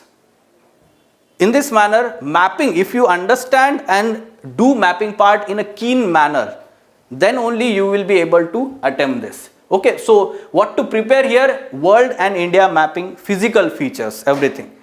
Okay, also let me show you other question. ये 2020 में question आया था prelims में, world mapping से river and flows into. Now these are very important major rivers of those continents. I will tell you in the end how to read maps. Okay, I will explain everything. Just I am telling you कि किस तरीके से question आ रहा है UPSC में. Okay, rivers and they are flowing into which oceans. Okay, and we need to find out all the states or countries through which these rivers are flowing. ठीक है, तो ये सारा information हमें पता होना चाहिए mapping part से. Then you can see other questions also. Now this question, this year's question, see, with reference to India, Didwana, Kuchaman, Sargol, Khatu are the names of. Now this was bouncer for all students. Okay, because these are local small lakes of Rajasthan where the salt making industry is very famous. Okay, and if the student is from Rajasthan, तो उनको बराबर याद आया होगा. ठीक है, अगर logic लगाते हैं दिदवाना लेक, ठीक है, तो थोड़े दिन पहले ही एक वाधवाना लेक बोल के एक राजस्थान में है and that Wadhwana lake was added as a Ramsar site. ठीक है, तो वो थोड़ा लॉजिक लगा के आप सोच सकते हैं कि दिदवाना लेक राजस्थान में होगा. ठीक है, अगर राजस्थान में होगा तो वो सलाइन लेक होगा, ऐसा कुछ लॉजिक लगा सकते हैं. But of course what we learn about Ramsar site. So obviously all of these are not Ramsar site, eliminated. ठीक है, तो रामसर साइट एलिमिनेट हो गया. और राजस्थान में अगर आपको लॉजिक लगता है तो ऑफकोर्स वहां पे मैनग्रूव्स तो होगा नहीं और ग्लेशियर होगा नहीं, ये लॉजिक लगा के आप एलिमिनेट कर सकते हैं कि वो सलाइन लेक्स है. ठीक है, so yes, little bit difficult, we can say medium difficulty level, but we need to understand what kind of question. You can see that in 2018 also artificial lake. तो India में artificial, natural, saline, fresh water कौन से lakes है, mangroves है, Ramsar sites, we need to find out them, we need to locate them on map, and we need to also know their location state wise manner. ठीक है, उसका location कहाँ पे है तो कौन से स्टेट में है वो भी हमें पता होना चाहिए. Okay, so this is how the mapping based questions are being asked. Now next category of the question you can see conceptual understanding based question. Conceptual understanding. Now geography is one such subject along with, I will say, polity and economy, that conceptual questions are always asked in the prelims examination, and it becomes very difficult for students to understand this concept from NCERT. Okay, so 11th standard NCERT student read again and again. A little bit abstract information is given in those NCERT, and that's why students find it difficult to understand that concept. And here comes the role of faculty. Whenever we are having interaction, you get all this concept clear in the interaction itself. You can ask all those doubts in that interaction itself. Okay, surely some doubts automatically you may have cleared by yourself, but whenever you are coming having the doubts, you can ask in that interaction. I will give one example here. Concept based questions, this year's question itself. Look at this question. Two statements are given. In tropical zone, the western section of oceans and are warmer than the eastern section owing to influence of trade winds. Okay, it is talking about tropical zone and it is talking about western section of oceans are warmer than the eastern owing to influence of trade winds.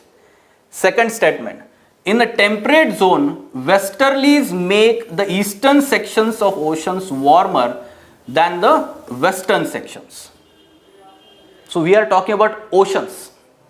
Okay, we are not talking about continents, rather we are talking about oceans, and surely the winds play a certain role here, and we learn this from this NCERT, the tricellular model and different types of planetary winds. Okay, and there we learn about trade winds, westerlies, easterlies. Now that understanding is applied here. Okay, that understanding is applied. कि कौन से direction से trade winds जाते हैं, northern hemisphere में, southern hemisphere में. Let's apply that. In tropical zones, what happens is trade winds are moving from subtropical high pressure belt to equatorial belt. Okay, many students are prepared, let's say starting their preparation. डरना नहीं है, ठीक है, आपके लिए थोड़ा सा tough लग रहा होगा, but yes, I am just talking about और डूइंग एनालिसिस हियर कि किस तरीके से डील करना है इन क्वेश्चंस को. Okay, so from sub tropical high pressure belt to equatorial belt, so these trade winds, and if they are in tropical area, so they will be warm winds, they will be warm winds. So the western section of oceans are warmer than eastern sections owing to influence of trade winds. चलो मैं यहाँ पे एक कोई भी ऐसे हम समझो एक अफ्रीका का कॉन्टिनेंट है, ठीक है. अब अफ्रीकन कॉन्टिनेंट में ट्रॉपिकल एरियाज में क्या होगा, तो ट्रेड विंड्स जो है समझो यहाँ से इक्वेटर है, समझो यहाँ पे ट्रॉपिक ऑफ कैप्रिकॉन है, ठीक है, साउदर्न साइड्स में. तो यहाँ से हम सब ट्रॉपिकल हाई प्रेशर बेल्ट से जो भी सदर्न हेमिस्फीयर में है, so what will happen, they will move to its left due to Coriolis force. ऐसे होंगे ना, ठीक है, they will move to the left, ठीक है. So of course these winds on the eastern ocean और eastern side of the ocean here, they will be on shore winds, or simply offshore winds moving from land, so they will be dry, they will be dry winds, and that is going to result into increase in temperature on this side. In tropical area we are talking, in tropical area we are talking here. Okay, so what will happen here in tropical zone, the western section of the oceans are, now western section is this western section. Okay, this is the western section, no? ये ocean है, ये land है, ये ocean है फिर से, ठीक है? तो ये ocean का जो है ये western section है, वो eastern section हो गया, right? So western sections of oceans are warmer than the eastern sections owing to influence of trade winds. Simply we should understand when there are onshore winds here, so these trade winds will try to pile up the warm water on this shore. That's why it will be warmer always. And on this side, what will happen? These winds will take up the warm water away and there will be upwelling of cold water. Peru current. If you know about, or you may have learned about El Nino, La Nina. Peru current, cold current is there. This is because of upwelling. Okay, so that's why this is correct statement. First one. In temperate zone, westerlies make the eastern sections of oceans warmer than the western zone. Now, if we take the North Atlantic Ocean, what happens there? The westerlies are moving towards the northwestern European continent, right? So the eastern part of North Atlantic Ocean is getting added, or we can say becoming warmer because of these westerly winds moving from subtropical high pressure to subpolar low pressure belt. Are you getting this? And that's why the westerlies make the eastern section of the North Atlantic Ocean. So that will make the warmer than the western section. And that's why both are correct. So application of understanding of concepts. Okay, so little bit difficult to, you can say, for the first time prepare, those who are preparing for the first time, but this is how you are going to solve MCQs in the classroom and then brainstorm on that understanding or concepts, and then only in examination you will mark the correct answers here. Okay, now next category of questions you can see, no, current affairs based questions. Okay, current affairs based question. Now what was the question in UPSC examination? Current affairs based question. So let me show that question to you quickly.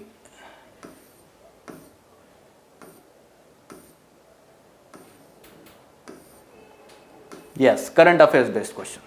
Now everyone knew about oil palm is in news. Why it was in news? Why it is in current affairs based question?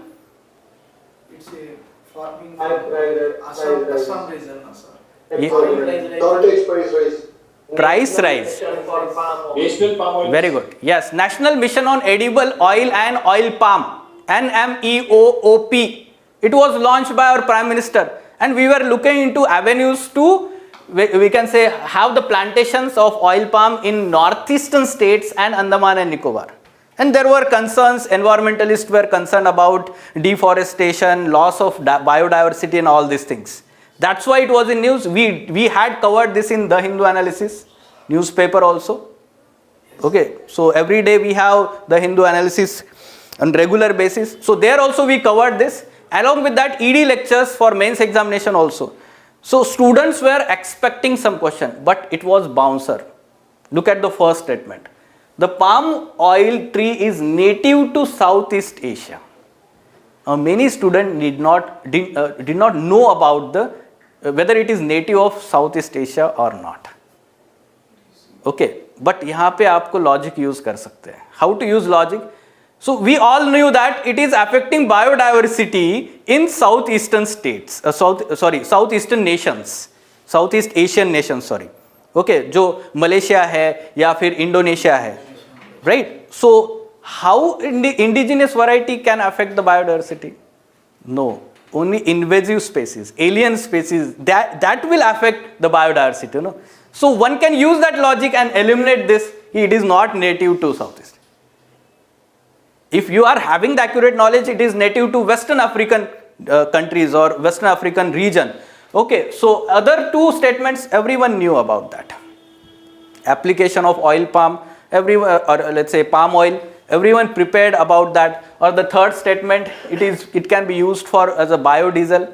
Yes, it can be used. The government is actually focusing on that, to use it as a biofuel. Okay, so on this basis, now you have understood कि current affairs से कैसे question आता है. Okay, so every year UPSC asks 1 or 2 questions from agriculture sector, and that agriculture sector, one question is basic that can be solved from NCERT. जैसे cotton, तो cotton के लिए कौन सा soil लगता है? तो black soil. This is given in NCERT. This question was asked by UPSC. Okay, they will ask about coffee tree, or we can say tea plantation. So appropriate climatic conditions or geographical conditions they will ask. Such type of one question. Other question now UPSC is asking production of these varieties or crops. Okay, now what kind of question UPSC asked this year on this topic? You can see.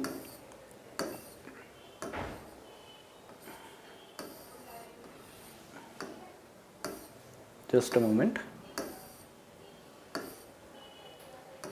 Yes, look at this question. Okay, so they will take 1 or 2 type of crops or plants, or let's say food grains, and their production they will ask. Whether we are exporting, whether how much we are producing. So moringa or drumstick tree. So you can see that they are giving in bracket the regular name of that tree also. So drumstick, if you are interested in cooking, or let's say any kind of let's say interest that your mother has told you to buy some vegetables, go there. So the vegetable vendor will say drumstick चाहिए आपको. He will say drumstick. Okay, he will not take local name. ठीक है, तो वो वहाँ से भी आपको समझ में आया कि क्या है drumstick. Okay, so yes, and is a leguminous evergreen tree, or tamarind tree is endemic to South Asia. Now it was little bit difficult for the students. It was little bit difficult. Again, the elimination method can be used in this question also. Just but I am giving you idea that such kind of questions are being asked every year. They will ask about production levels of these food grains or crops. Whether India is first rank, second rank, whether India exports, imports. They are saying that their production, or they are saying that whether we are exporting or self-sufficient also. ठीक है, तो इस तरीके से आपको question prepare करना है जो इंपॉर्टेंट टॉपिक्स. कहाँ से करना है? India year book. Okay, so important crops, their food grain production levels, all these things you can refer to the updated data from India yearbook. Okay, it is very difficult to find out about them on, let's say, website or going onto the internet. So don't go there, rather take authentic source and you can refer to India yearbook for that. Okay, so such kind of questions are being asked from the current affairs. Now, next level, next kind of questions. See, UPSC trend based questions. So we need to understand UPSC trend. Like first thing is that they will ask map based questions. Okay, geography mapping. Second thing, we should understand that from agriculture what kind of questions they are asking. I will give you one more idea about trend based from agriculture. Now last 2 to 3 years, what they have been focusing in asking question from agriculture sector. See here, new trend, UPSC trend. Since 2018, they are asking every year question from climate smart agriculture, climate smart village, or sustainable agriculture practices, okay, or eco-friendly agriculture practices. Look at these questions. Climate smart village.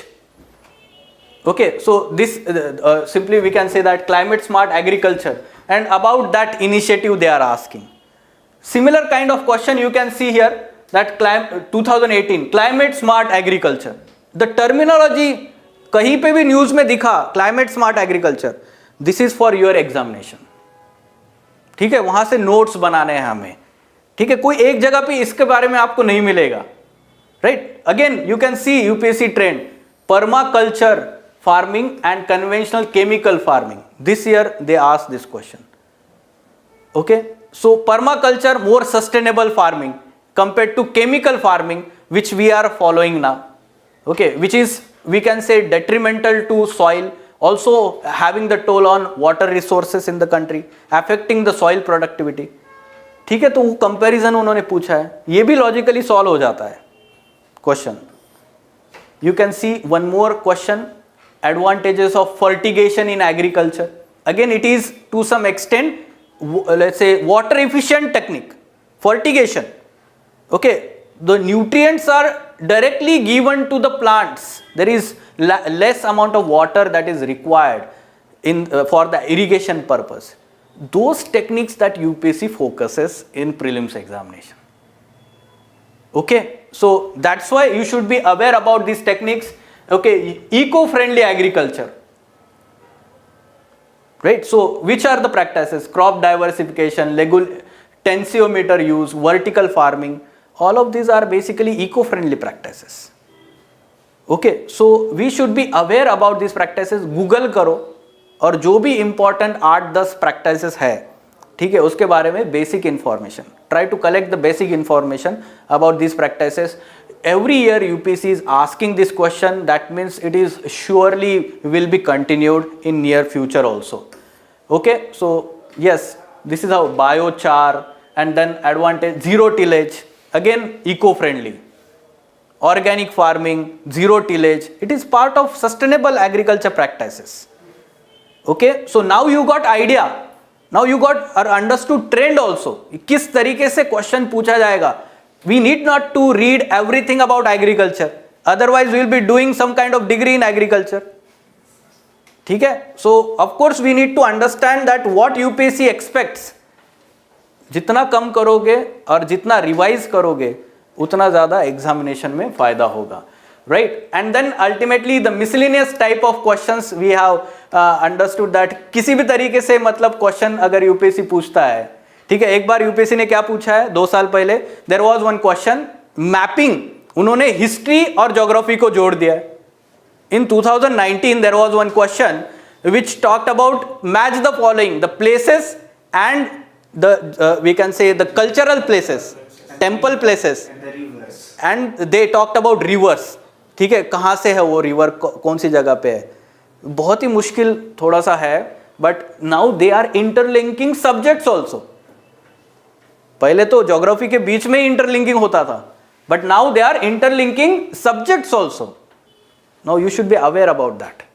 When we are learning about art and culture, important cultural places, you need to find out nearby city, nearby river, lake, or which particular state. They asked one question in 2018 or 19 about this Girinar or this particular pilgrimage place in Gujarat. Okay, so the pilgrimage places and geography.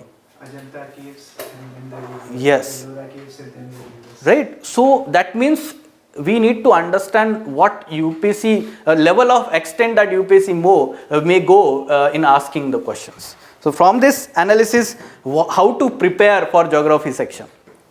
Okay, so we have understood that there will be direct or indirect questions from NCERT.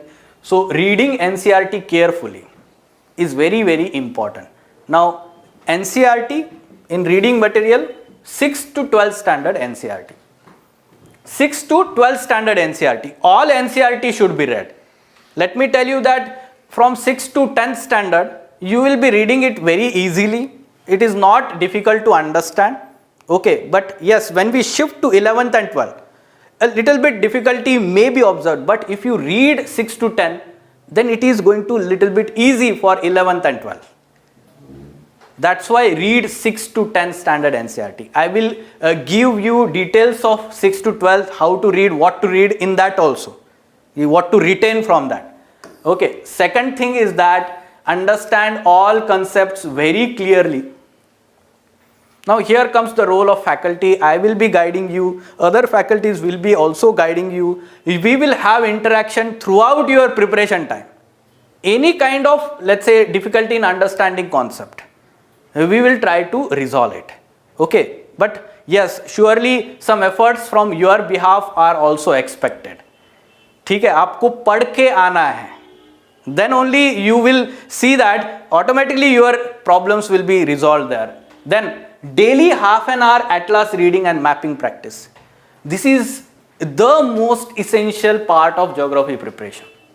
I am telling you, daily half an hour, how to read this map here. Okay, any map, you Oxford, we can say Student Atlas or Orient Black Swan Atlas is there. Okay, I would prefer आप Oxford Student Atlas लेना चाहिए, काफ़ी अच्छे से उन्होंने update किया है, updated लेना है. Okay, latest one. How to read map? When we are saying daily half an hour, so क्या करना है आज के दिन? Suppose we are doing today only one. So India physical, and in India physical we are only covering northeast part. So for half an hour I will just observe that map. Okay, by just observing I am observing, oh, which are the hills there, which are the rivers, important rivers. Okay, those let's say hills north to south, their direction, okay, alignment. Then I will understand these hills are in which particular state.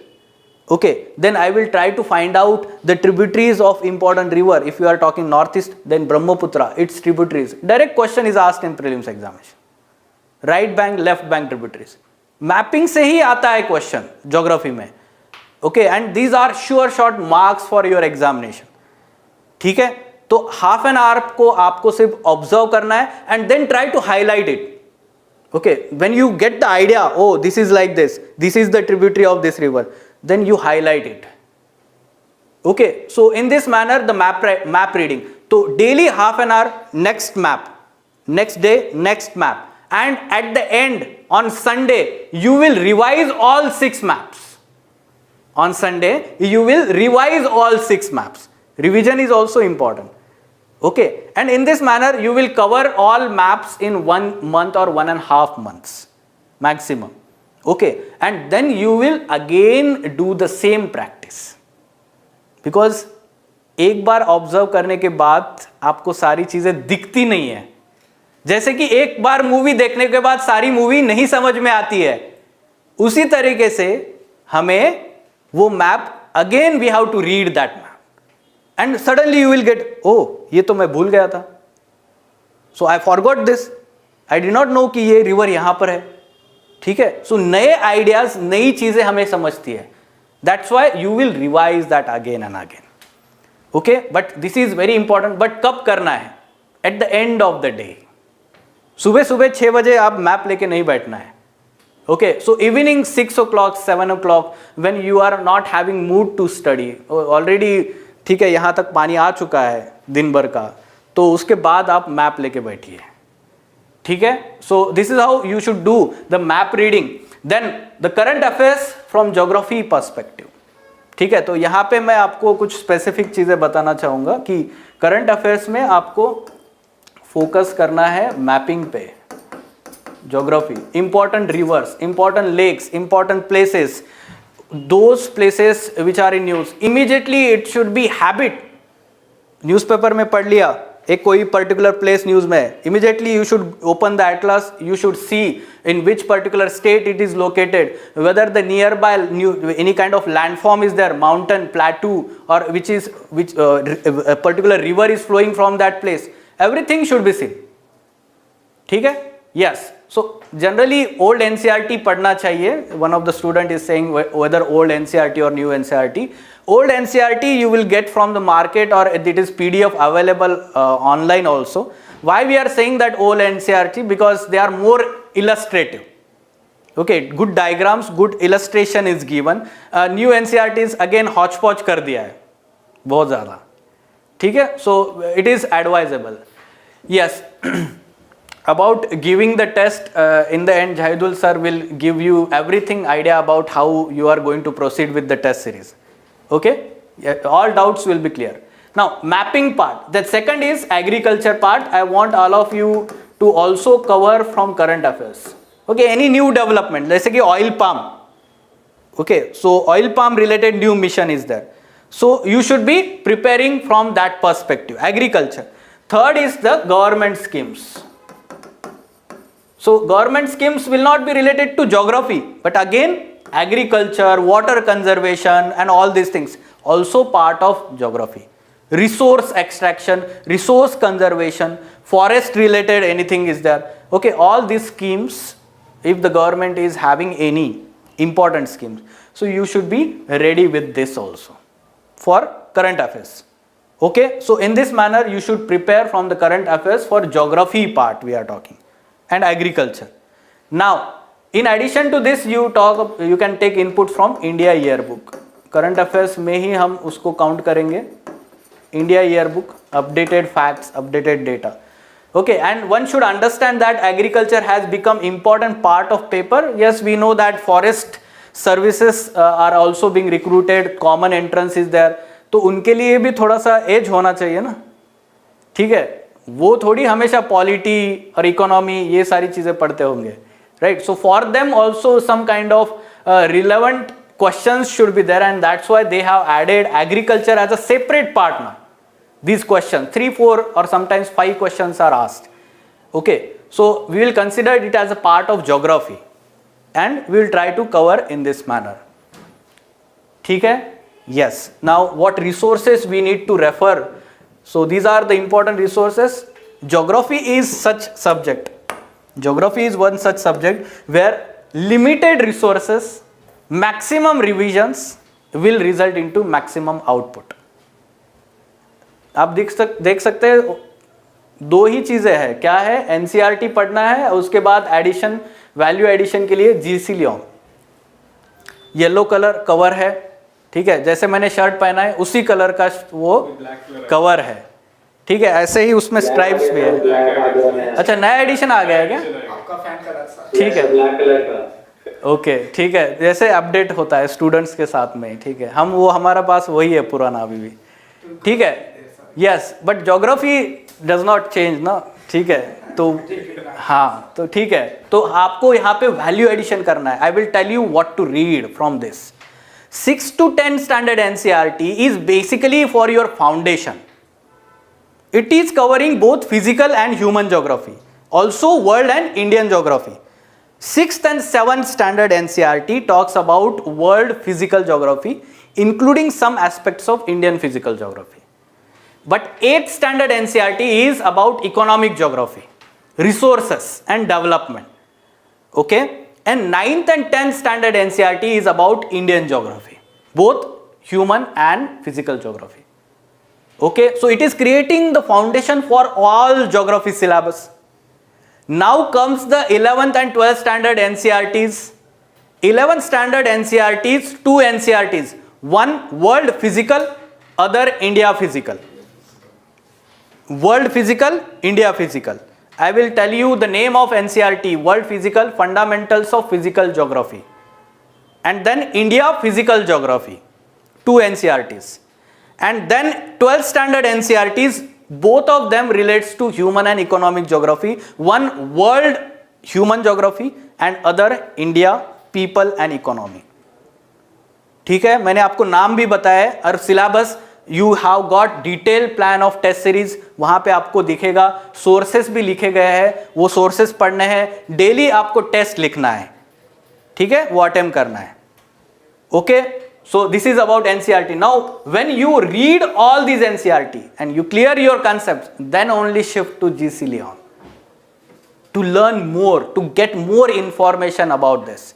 First part of this particular book is for physical geography, and that largely focuses on geomorphology. Only 1 or 2 chapters are oceanography and climatology. But the second part is very important, and that talks about human and economic geography, and that too world geography.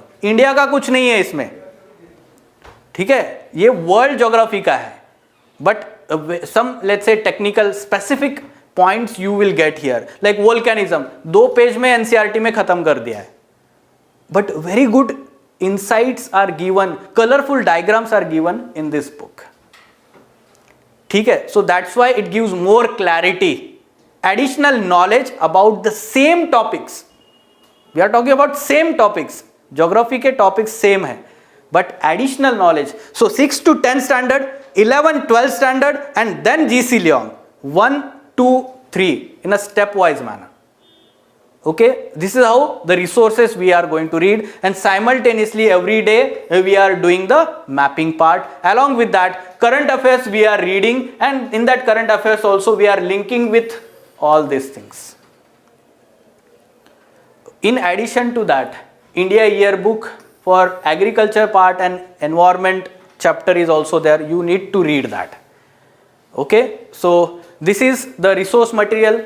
Now in the end, let me tell you value addition about some students were asking some questions to Ansari Sir also. So about approaching to these MCQs, how to approach the question paper. So I will give you idea about the final paper, 100 questions, MCQs. And this is very well established method to solve MCQs or solve this paper. Very well established. First, we should understand that we are going to have 3 rounds here in those 2 hours.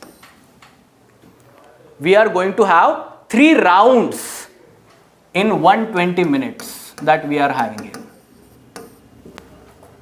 In first round, what we'll do, we will read all questions. Simultaneously, if we find that a particular question is perfectly, I am knowing the answer. Okay, so that means marking 100% sure answer. ठीक है, in that first round itself. And in the same first round, I am also simultaneously identifying which are high risk question and low risk question. So I will say that the low risk question are those question जहाँ पे 2 option में confusion है. Those question having the, let's say, confusion between 2 options, I will say those are low risk questions. And which are high risk question, जिसके बारे में मैंने पढ़ा ही नहीं है या कभी तो भी पढ़ा होगा, मुझे याद नहीं आ रहा है. I am not able to remember anything about that question. 5 to 10 questions will be like this. Let me tell you, आपने कितना भी पढ़ा होगा, ठीक है, तो 5 क्वेश्चन ऐसे जरूर हो गए आपको वो क्वेश्चन के बारे में इतना इंफॉर्मेशन नहीं होगा. Okay, and for those questions I will से it is very high risk question. तो हम स्ट्रेटेजी बताते हैं उसके बारे में. आपको, आपके पास प्रिंट आउट होता है पेपर का, ठीक है, आप पेन लेंगे तो आप क्या करेंगे, फर्स्ट राउंड में इन क्वेश्चंस को मार्क करके रखेंगे.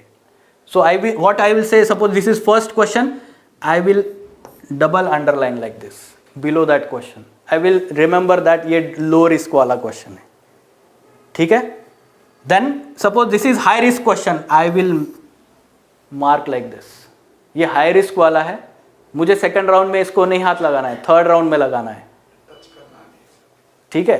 So I will also mark the 2 options which I am getting confuse.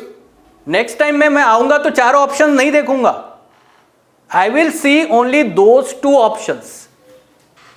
Okay, now you are understanding this is the first round, and in first round I am marking all these sure shot 100% answers on the mark sheet itself. ठीक है, जो गोल करना है ना, हमें round करना है, वहां पे हमने ये मार्क करना है 100% श्योर वाले at the end of first round, and this should take around 1 hour or 1 hour 10 minutes हो जाता है, ठीक है, श्योरली हो जाएगा, ठीक है. So we are just reading and applying our brain here to solve this MCQs. और ये जो श्योर वाले होते हैं तो बहुत इजीली सॉल्व हो जाते हैं, right. Now coming to the second round, I will focus on this questions, low risk questions. There will be 20-30 such questions at least. Nowadays the weightage or the amount of these questions are increasing. जहां पे मुझे risk लेना जरूरी है, थोड़ा risk लेना जरूरी है, ठीक है. तो second round is very crucial, and attempting number of question in second round depends on number of question mark in first round. How? If you are getting around 40 to 50 questions here as 100% correct, you should take less risk. It is very important. Otherwise, it will be having the chance of negative marking. It is risk, and risk comes with some kind of reward as well as cost. Okay, and so that's why if you are not able to mark more questions here, then you need to take risk, but that risk should be calculated risk. I am using this word. Even Ansari Sir had said here about this, taking risk. Yes, and this risk will give you reward when you have that higher threshold knowledge. Ansari Sir was talking about this. If you have the good knowledge, then you will try to eliminate even within those two options. ठीक है, तो ये risk जो है calculated risk, कौन से subject में risk लेना चाहिए?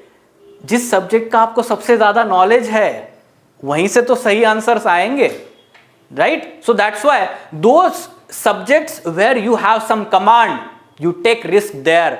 हिस्ट्री का मैंने प्रिपरेशन ज्यादा किया ही नहीं है, I will not take risk in those questions. I will skip those questions because there is more chance that there will be negative marking. 1/3 negative is huge. Okay, it will make or break into that list, right? And high risk. अब ये जब end होगा तो इसमें आप कुछ attempt करेंगे तो उसके बाद उसको गोल करिए, राउंड करिए, मार्क करिए.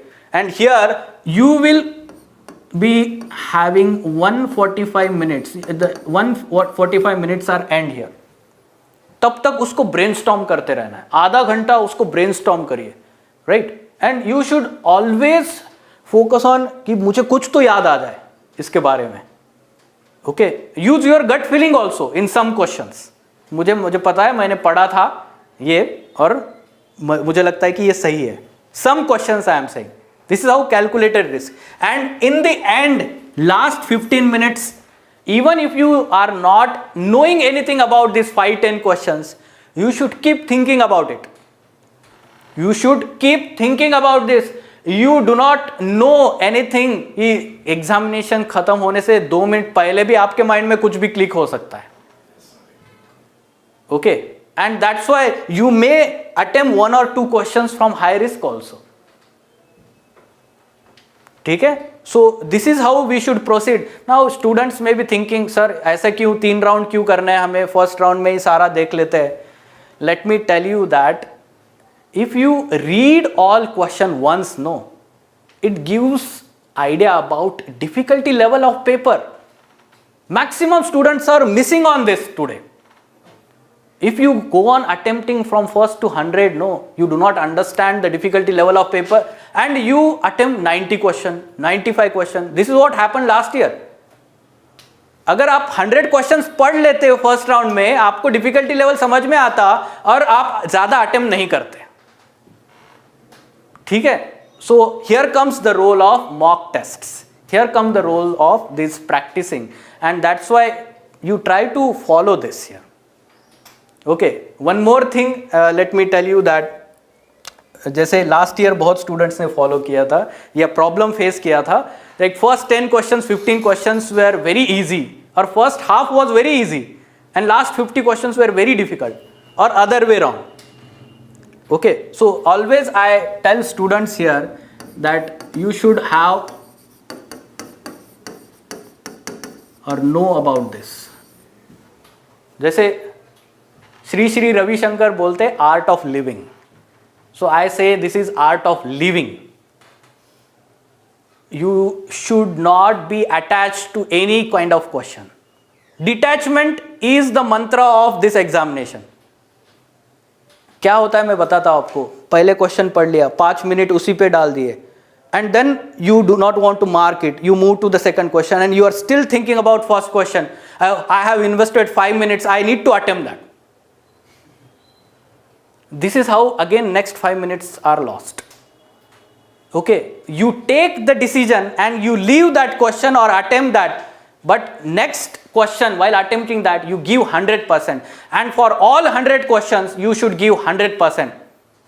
लास्ट मिनट तक आपका ब्रेन जो है 100% इफिशिएंसी से काम करना चाहिए.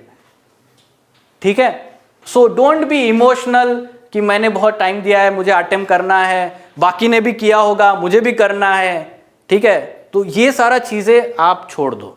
And for that purpose I am going to tell you that the significance of solving this test in the class is very important nowadays.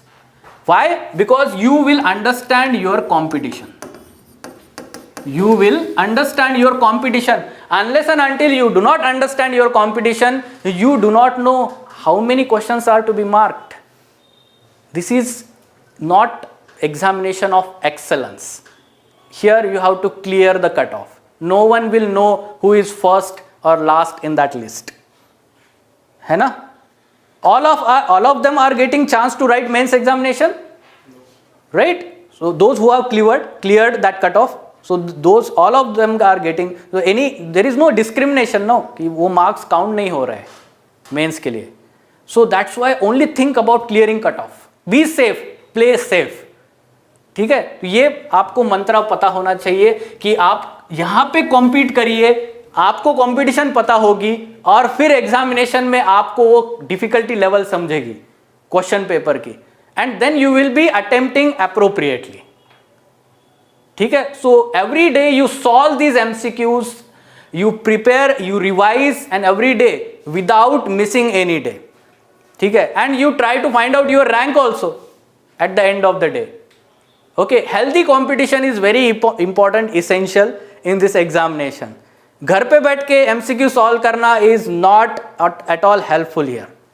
ठीक है, you should be always competing. Half mark आपको कम आया है, दूसरे student को ज़्यादा आया है, क्यों कम हुआ, कौन सा क्वेश्चन रॉन्ग हो गया, you need to analyze that. Okay, and lastly let me again do some value addition here. Sir was saying about 3 R's, no, for this examination. Right? Recognition, recall, response. Okay, so let me add some more R's before that during preparation level. Okay, so I will add here 4 R's before going into examination. Which are these 4 R's? In sequential manner. First, read your resources. Second, retrieve from your resources. Third, revise. 4, retain. And generally I write reproduce. This reproduce is in your examination. Okay, and as you progress your preparation strategy this time, you will be shifting in this. Now first 2 months you will focus on first 3. Read, retrieve, revise. Retrieve notes making, जो भी पढ़ रहे हैं, M Laxmikant पढ़ रहे हैं, NCERT पढ़ रहे हैं, आपको वहां पे हाईलाइट करना है इंपॉर्टेंट पॉइंट्स हाईलाइट करना is kind of notes making only. हमेशा वो लिखना ही नोट्स मेकिंग नहीं होता है. So we are retrieving. Next time whenever we are revising, only we are revising that part. ठीक है ना? So this cycle should continue in first 2 months. And then simultaneously what we are doing, we are retaining from whatever we have revised. सारा का सारा तो याद नहीं आएगा, कल पढ़ा हुआ आज अगर हम कुछ सॉल्व कर रहे हैं थोड़ा भूल जाएंगे वहाँ पे, right? But we need to retain maximum so as to reproduce in this examinations maximum. ठीक है, तो ये स्ट्रेटेजी हम फॉलो करेंगे. एंड जैसे जैसे एग्जाम नजदीक आता है तो हमें शिफ्ट होना है इन 3 पे. रीड वाला खत्म, no nothing new book, we need not to read new book there. Resources खत्म हो गए, जो है उसी को रिवाइज करना है, रिटेन करना है, रिप्रोड्यूस करना है.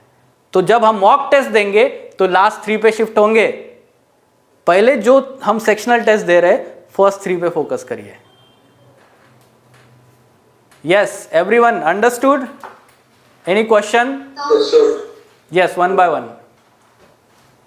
Sir, if I am reading PMF IAS notes, then is it necessary to go through GC Leon? Not necessary. All right. Thank you. Yes. Following first 3 steps like read, retrieve, revise. So we have only 120 days and 4 months.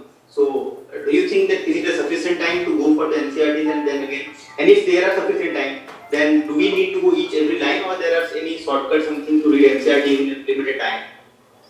See, NCERTs are very short books. जो first 6, 7, 8, 9, 10 standards, they are very small books. 11, 12, yes, they are comprehensive.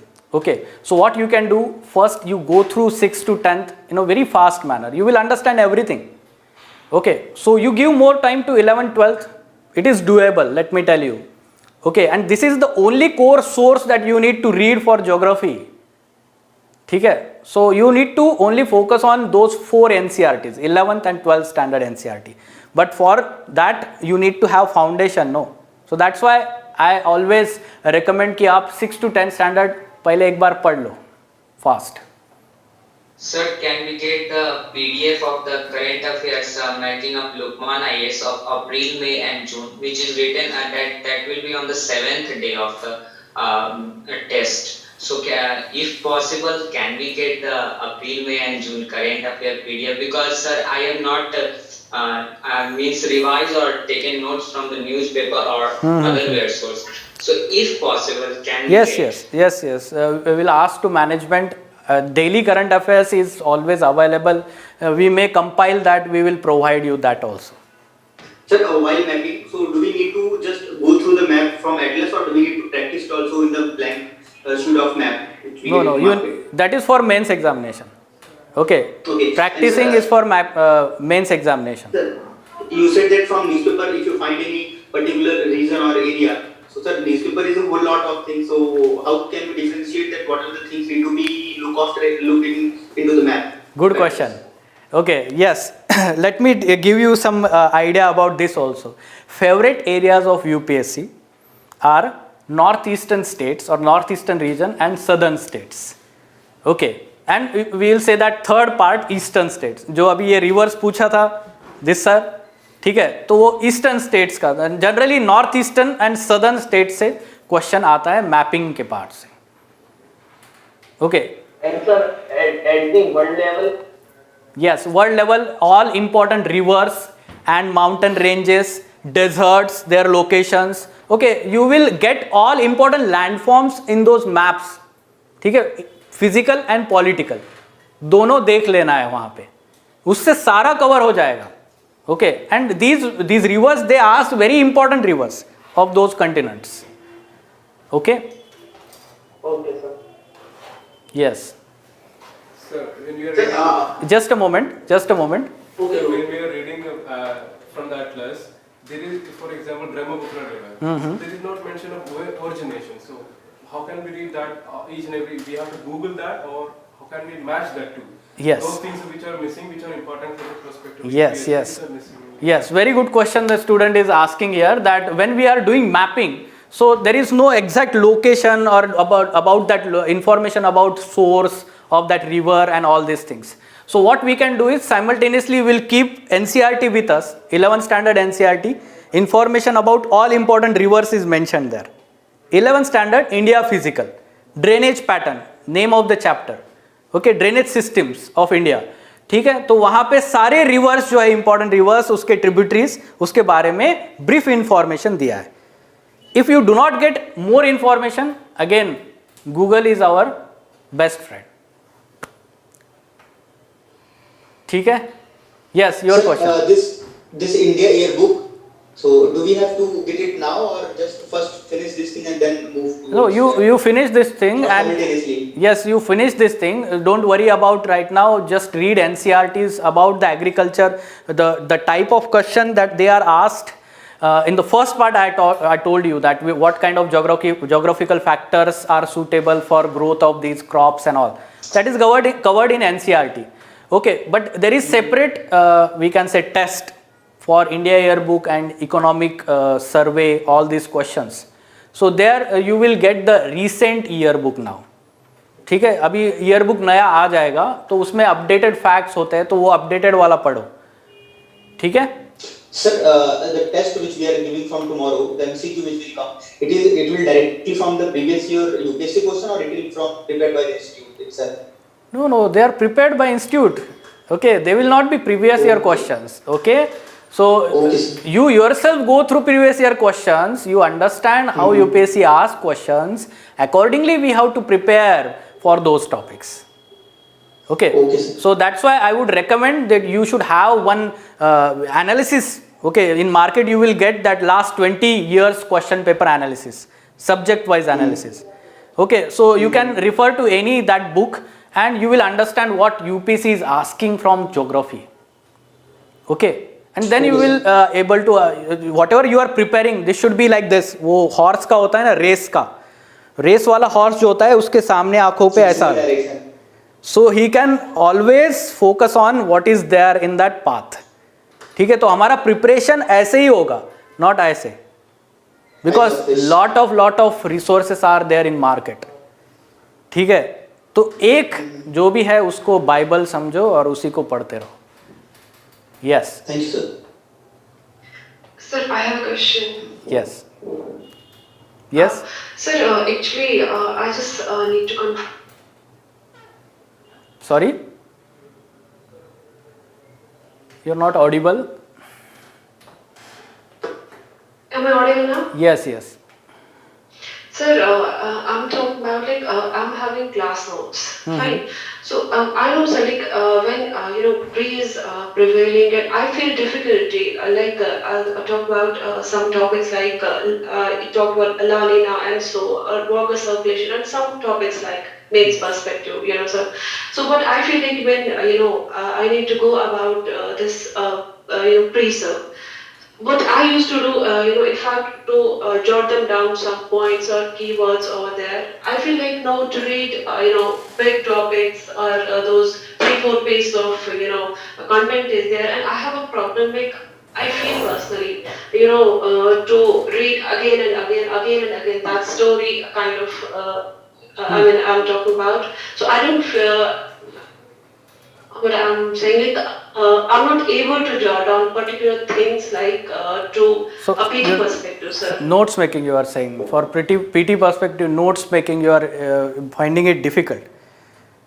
Yes, many students. Note making is there, sir, but I'm talking like particular topic is there. Like if I'll talk about and so I learn in our you talk about some Peru current. So what I feel difficulty whenever I used to read a particular topic, I go in very deep and deep again and again. Whenever I used to be in a revision mode, again I will read from the beginning to end the whole sir the mains type of yes. things I'm following. Yes. So you are saying that you are not able to remember these things.